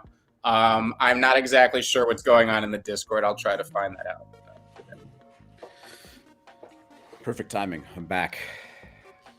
Kaijus. So I don't believe for a second the Sotheby's news about Invisible Friends. I think that it's a lie. Period. GM. I also think anyone that tries to sell merchandise before their collection is released is not with the community's best interests at heart. GM Cass. GM. Good How morning. are you? How you feeling, man? Is that a cryptoid? No, it's a rebel bot. Rebel bot. Rebel It bot. is. It is a rebel bot. It's my high-ranked rebel bot, which I bought for 0.05 ETH, and I got offered 2 ETH the other day for it. I said no. Dang. Yeah, Sharp, so son. That jacket is sharp. I like the neon borders on that jacket. I love that bot, man. I Mhm, love that mhm. bot. How are you guys? I'm all right. Still recovering. Yeah. But yeah, yesterday was a bit bad, really. That's why I Oh, never came on. I sorry was about that. Rick. But yeah, today's a bit better with some lemon and ginger tea. So let's keep it moving, innit? I love the English accent, by the way. Did you? Are you Yeah. saying that? I'm taking the piss. I figured. No, because there's so many different accents, isn't there, from the UK? Oh yeah. You've got your slang, which I kind of tend to use a lot. Yep. Maybe because I'm from London. But And then the Southerners make fun of the Northerners' accents all the time. Like they're as far as they're concerned, completely different dialect. it's a different language, dude, man. Like literally, it's a different language. Like Mhm. I moved up to like the Midlands. I got a place in the Midlands and I got a place in London. So I moved up to the Midlands, and they speak something called yam yam here. Okay. Which, when I first spoke to them, I didn't have a fucking clue, mate. Really, just it's like, yeah, but yeah. But anyway, how are you guys? Doing well, man. I'm yeah, I'm looking forward to the events to come, and I'm glad that we're putting some of the other events behind us, and I think we've reached a halfway point of something. I don't know what. Like I don't think it's like it just feels like we just hit halftime and like a basketball game or something. No, I can understand that. Because I don't know if you guys are, the way I'm thinking in the NFT market at the moment is I think I'm looking into previous projects that have got potential. Yeah, it's a great Instead- time to do that. Yeah, instead of because there's so many new NFT projects coming out. And I mean Squiggles just literally stamped the thought process of it, because you're going to get loads and loads of these projects which are just low effort pictures. That's it. We seem to be like maybe rejecting it a little bit, right? You know, the 3D profile picture things are maybe losing a little bit of their steam. Squiggles kind of got rejected, and they seem to be scrambling. And now maybe we're headed towards a market reset. I agree. There's always, wherever there's opportunity and whatnot, people will be opportunistic. But Yeah, you're right. maybe I'm being an optimist. I don't know. No. I think you're right. There's still an opportunity to flip. Like even with Squiggles yesterday, you could have flipped and made a bit of money out of it. But in terms of, The risk reward on that is so bad, though. I You know. could have, but You could have, exactly. You could have. It was so much of a risk that they could have pulled the plug any second. So I think the safer bet, because I like long term stuff. I like holding things long term. So I'm currently looking at kaijus. So I've sold a bit of assets, and yeah, I am looking to get into a kaiju. But I'm still not 100% sure because of this whole mutant mint thing, which I'm still confused about. Because there's the incomplete project or inaugurated project. I can't remember what it's called. But free market, what's that called? The original NFT contract that they had to move from. Failed experiment. That's it. So I didn't quite understand, because when I thought, you know what, I need to jump on the server. So I jumped on the server, and then it had augmented labs. Yeah. I was like, oh, this is pretty cool. And then I think currently at the moment, to get on whitelist, you need to draw a kaiju. You got 36 hours to draw a kaiju and post it. But then I was thinking, okay, well, if you can mint the mutant through that process, then what's the idea of the failed experiment? It allows you to play the game. Okay. We'll get Dots on and have him clarify it more when they actually launch it. But again, I'm going by an infographic that I'm going to post again. Oh no, I've seen the infographic. Oh, okay. Yeah, I don't know. It just says FE plus rooftop rampage equals mutant. Mutant Yes. plus R waste equals mutant DNA. Baby plus mutant DNA equals redacted. That's all old FMC knows. Yeah, no, same. So that's why I got really confused all of a sudden. Like, okay, Yeah. but there's a mint for it. So how is this working out? Is it worth me grinding for the mint, or is it a case of I will go buy- get his answers today after I get off the show. sick? Yeah, you let me know. And as you're a kaiju dude, like, as I had friends from Pixelverse giving me a whitelist, if you feel to do the same, I am more than open for a whitelist, but my friend. Just Will do. If they give us that power, from what I understood, there were going to be 3,333 failed experiments. I just don't think they've airdropped them yet. So that would be exactly the amount needed for the mutant whitelist. But maybe there's a chance that you don't get it based on how you play the game. Yeah, this is Oh, it. And I didn't know the ins and outs.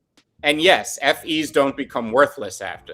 Any smart team knows they're going to give that thing utilities so that the bottom doesn't fall out on it. Yes, Dots did hint at that, and it is true. FEs will definitely have future utility. So yeah, I'll find out as much as I can. Yeah, that would be great, because I think out of all the reasonably priced projects at the moment, Kaiju stands out. Yeah. To me personally. Mhm. Yeah, I like the vibe. I love the hip hop section. That was sick. It's hard to believe that they go any lower unless it's like a full market depression, right? But Which is like what I'm against the value of the rest of the market, I don't think they're going much lower right now. No, It doesn't even feel like they've gotten ahead of of themselves. Yeah. No, you're right. You're right. That's what I am hoping for, a market pullback, because that's the only way it's going to go back, to be honest. And I feel like an idiot. I didn't buy at 0.5. I feel like such an idiot. Yeah, we were all there. you learn from your mistakes. Yeah. So, what's your thoughts on instead of new projects? Because the more of these projects that come to light, I just don't see. I can't see 1,000 people doing great, and I think it's the market's starting to become a little bit saturated with shit projects. Excuse my French. With no roadmap, or with. I kind of. Well, I mean, our feelings towards roadmaps, so I wouldn't read too much into that. But that's the thing. It's like not even to say what the roadmap is or what they're doing. It just seems like, because of no roadmap or no this or no that, because they've been really, really used over the past few months, as things that you need for a project. There's only a few now that I look into that I just think maybe, like, I keep talking about Ali and Friends because I think that makes sense, because it's an iconic figure in China. Okay, but bar anything, or Time's another one which I would have gone into, because they're branded, so to say. But bar that, I can't. Even with Star Catchers, although Star Catchers looks really good, the art is really good, and Wonder Powers, which again potentially could be really good. Does it just remind you of Lemons or Cool Mans or Alien Friends? Well, I don't even think that there's a saturation, right? Because, when new people come into a space, they all want the representations of them too. And most new people aren't buying a Bored Ape. They're not buying a Mutant. They're not buying a Cool Cat. They're not buying these things, right? So I do think that these quality projects do still fill a certain role. 10,000 at the end of the day is not a lot of people, right? Like you go to a football game and there's 40,000, 50,000 people in the stands, right? And then you got to think that not, when people buy them, a lot of times they don't buy just one, they buy 3, 4, 5, 6, right? So now you're adding multiples to the amount that need to exist to kind of fulfill that niche. I tend to think, like, I go through my hidden folder and I'm constantly reminded that throughout the time that I've been in NFTs, there always has been shit projects, right? Yeah. And sometimes I think that that's a good reminder that is always in play. And maybe right now it feels like there's a ton of shit projects because we've had this little bit of a lull where maybe we feel like there haven't been a lot of great projects. But I mean, we've brought up Pixelmon before, and I think that is a good project that handled their hype and let it get to them in a very, very poor way. But I still think that it's a good project. I just think that it feels negative because of how it all went down. And if they had just said, we need this budget, it's going to mint for 0.5, here you go, we would be talking about it in a much different light, you know? And I think Raid Party, love it or hate it, how they ended up doing it, maybe felt the same way for a lot of people. And I think the delays in Cool Pets, love it or hate it, maybe didn't get a lot of people excited. So I don't think it's that there's a lack of it. I just think that we're just kind of in this weird phase right now where everyone's kind of just fumbling around to see what works, you know? And I think that in 6 months' time or 3 months' time or a month time or whatever, a lot of that will be washed away and you'll see the cream rise to the top. Yeah, no. You're right. Yeah, I can totally understand that. And makes sense. Right? Like, you know, even still, like, Lemon Friends and Cool Man's universe weren't instant hits when they minted either, right? Lemon Friends stayed around mint price for the better part of a week before going on that first little run that it had. It cooled off quite a bit, and then it had that big ginormous run. Cool Man's universe kind of did the same thing. Like, you know, it stayed around 0.2, maybe 2x mint for a while before going on that run. Alien Friends took a different trajectory, I think, but that was largely in part due to the man on the screen there. That I thought that was a great little meme. Free Market, did you see this? I did. Shout out Erica. I'm guessing that's Erica's work. She is killing it on the Lemon socials right now. That is so good. I saw that pop up, and I was like, "This is Free Market." No, yeah, well, yeah. Whenever someone brings up, oh, here's a question, Free Market. You're going to be going to NFT NYC or NYC NFT, is that correct? Yes, sir. So, as you are normally a bit like me, who don't show their face or anything like that. Well, if you were here earlier in the show, I accidentally doxed, but yeah. Oh, did you? Oh, well. I hit the camera it was a brief second. You may not have gotten much. No, I'm disheveled. I rolled out of bed onto the show, so on my best foot forward. But it is what it is.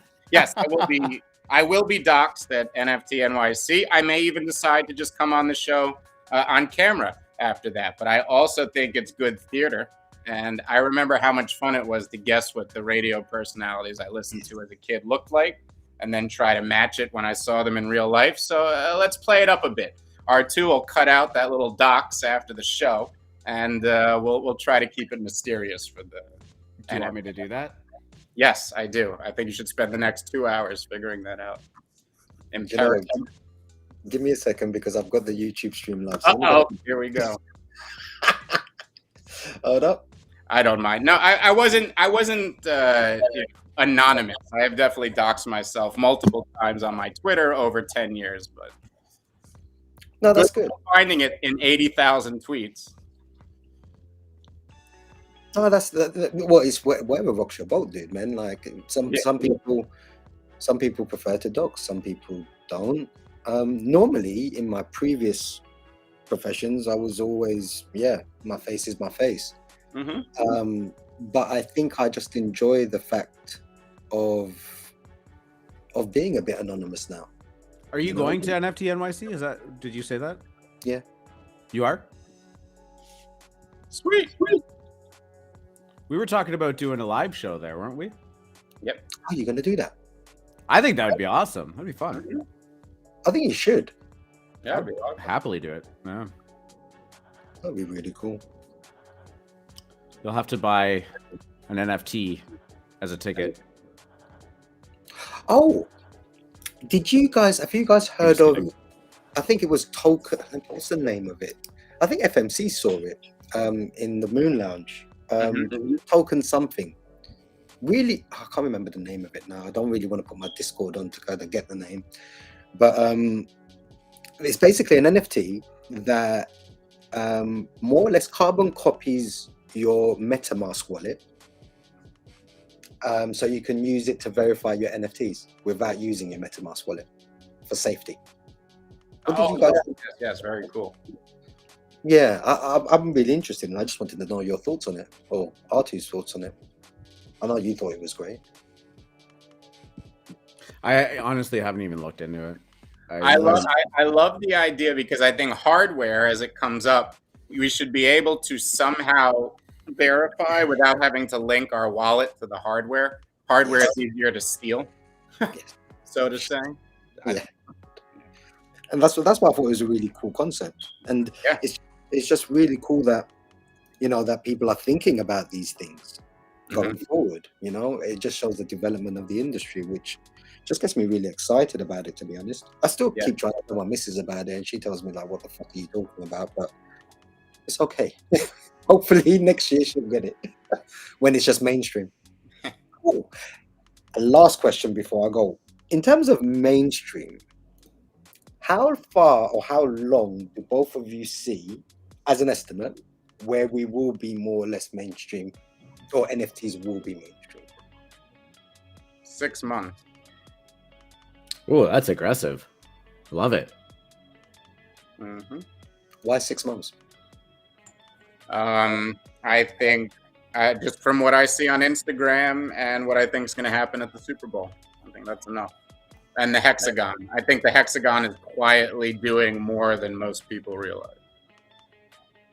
What about you, RT? I'm maybe not that bullish, although I am bullish on the idea that we will become mainstream, obviously. I know that NFTs have kind of decoupled from their growth trajectory from like traditional crypto and stuff like that. I do still think that with the way that like attention cycles run in the real world on platforms like Instagram and Facebook and Reddit, that while this is a bit of the everywhere now, I get shades of Bitcoin in late 2017 being everywhere too. And it was still a little bit memed. It was still a little bit tongue in cheek. And it cooled off a little bit. And I think maybe that like attention pullback, if you want to call it that, and compare it to like a market sense and kind of just let it kind of reorganize itself. And then that next time that it comes back into favor and attention, it's a little more normalized and a little more comfortable for people. And they have this realization that it didn't die and that it still exists, right? Because I think that a lot of people just think that this is going to be another flash in the pan fad like we see on, you know, GameStop kind of went through that, and, you know, Bitcoin back then, ETH back then kind of went through that. But eventually, if it survives and it keeps going, then it comes back kind of stronger than ever with a little bit more of an acceptance and a tolerance towards it.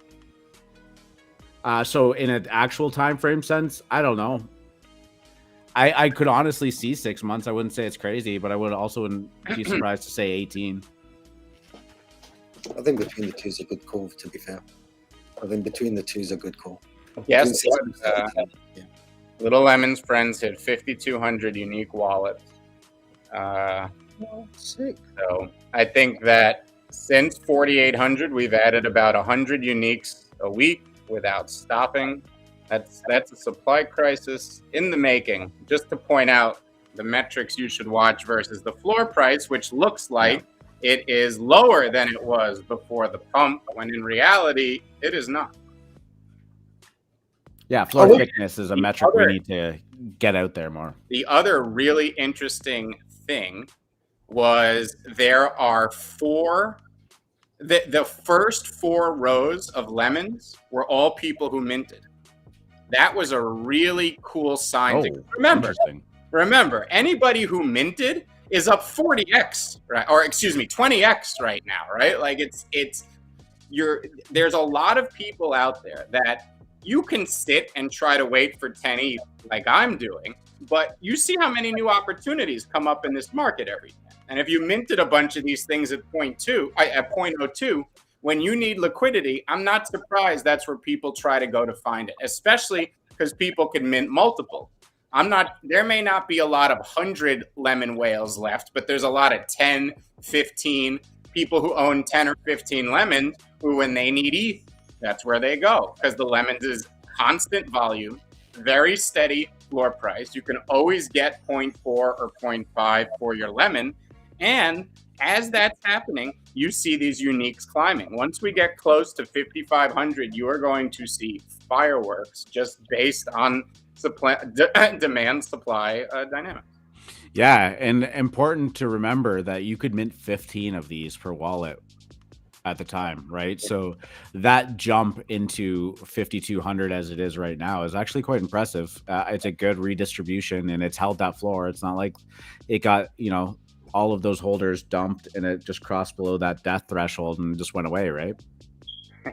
I would be really interested to know how many lemons are being held from the initial mint that haven't changed hands yet. Yeah, good question. Good question. We got to come up with that.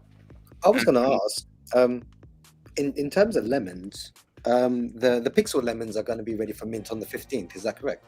Glad you brought that up. I am so excited about what he's doing with these pixel lemons. Okay, we were talking earlier about companion collections, what it means for the larger collection, how they should be approaching it. Little Lemons is a very affordable NFT. Anybody who wants a little lemon can go and buy a little lemon. For the most part, everything's relative, but you know what I mean. This isn't a cool cat where most people, you just don't even have the option to buy it, even if you want to, right? Mm-hmm. Because of that, there's no need right now for a token, a companion collection, more dilution to the sub. It's just, there's no reason to have any of that. Now, about a month previous, Doodles had announced something kind of revolutionary they were doing. They were going to airdrop all the Doodles their own animated rocket ships. And if you know anything about Doodles, one of the favorite things they talk about in that Discord are all the animations that they're getting constantly from the artists and all that type of stuff. Well, the way that they're doing this technically is that it's all the same NFT. So when the Doodles rocket is dropped to you, you get to use their website to decide which NFT exists on the chain. Okay, somehow they hide the other one. The only one that exists in your wallet under the Doodles collection at one time is either the rocket or your original Doodles. You get to choose which one you wear when you want to wear, but they don't add any more to the supply.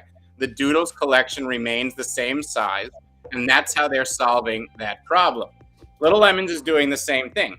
Your pixel lemon will be part of your normal lemon. It's not a Polygon airdrop. It's not a free mint. You're going to go mint, okay? And he did this for a few reasons, one of which I just outlined. The other reason is if you create a situation where the pixel lemon or the metaverse personality lemon is separate from the main lemon, you're going to have people selling off one or the other. And that's going to create some weirdness because these NFTs are your identity in the metaverse. So what if the lemon that everybody knows as FMC, that pixel lemon was sold off to somebody else? That could be used in a social engineering attack. That could be messy. And that would just be weird from a communicative standpoint. This is the most brilliant move I think Cenarius is making here, in that your lemon, for many people, is your Web3 identity. And that identity should work across all forms, whether it's a PFP bubble in something like Discord or Twitter, or whether it's a metaverse like Decentraland or Worldwide Web3. You will use your same NFT to plug into all these different metaverses. That's where your pixel lemon will reside. And we haven't gotten full details on the technical aspects here. That's going to come out on February 12th in a Medium article released by Little Lemon. Sick, that's tomorrow. Cool. Love it. That is cool. And then another question I was going to ask is, two more questions. R2, did you design My Wolf? No, that wasn't me. Love that one, though. Oh, that was Charlie. That was Charlie, for sure. Was that Charlie? Yep. Okay, I just want to say thank you then. I thought it could. You're welcome. I spent a lot of time on that, and it means a lot to me. Bridget, where you that pun? I am just here. Look, in for a penny, in for a pound. I forget which country that's a saying in, but It's going to be UK. Yeah. Wouldn't it be a pence? Not penny. In for a penny, in for a penny. Think about it. pennies is a nickname for pence. That's why. Yeah, I get it. I'm just Come on, quid. I love the word quid. Why don't we use the word quid? How cool in there? You got any quid? You got any? No. It's not. Have you got any quid? Have you got a quid? Oh, have you got a quid? Yeah. Fuck That means. outta here. Or have you got a have you got bank? Oh, is that one? Have you got bank? And then there's obviously like the slang like apples and pears. Well, apple, yeah, the cockney. You know, when I go cockney, it's more accurate. If I try to do proper English, it sounds a little weird. But if I go cockney, because I need a little anger in it. If I can put a little bit of emotion behind it, the accent comes out better, at least to my ears. I don't know what it sounds like to all. if you say my cocaine, you're saying Michael Caine in his own accent. My cocaine. Say it. That went right over my head, but Cass laughed really hard, so I'm My, Yeah, because my I got cocaine. it. My cocaine. I'm my cocaine. My cocaine. Yeah, the last question I was going to ask is is there going to be a collaboration with Lemons and Star Wars? Right now,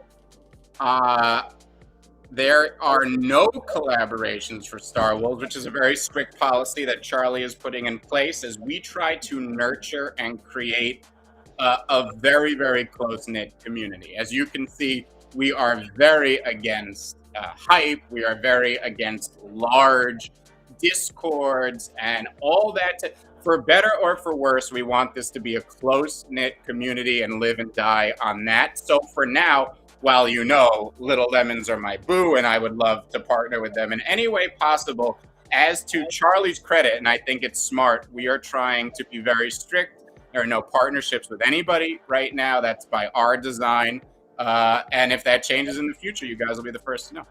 Yeah, and that's not to say that like large communities can't be close knit, but you can't go from, 0 users to 100,000 users in the Discord and call that a big community. It's not, right? There's got to be a growth trajectory there. One of the great things that happens is in Star Wolves, and this was brilliant, and I can take zero credit for the idea, was people are playing the game, doing the quests, leveling up, and every once in a while you get an invite.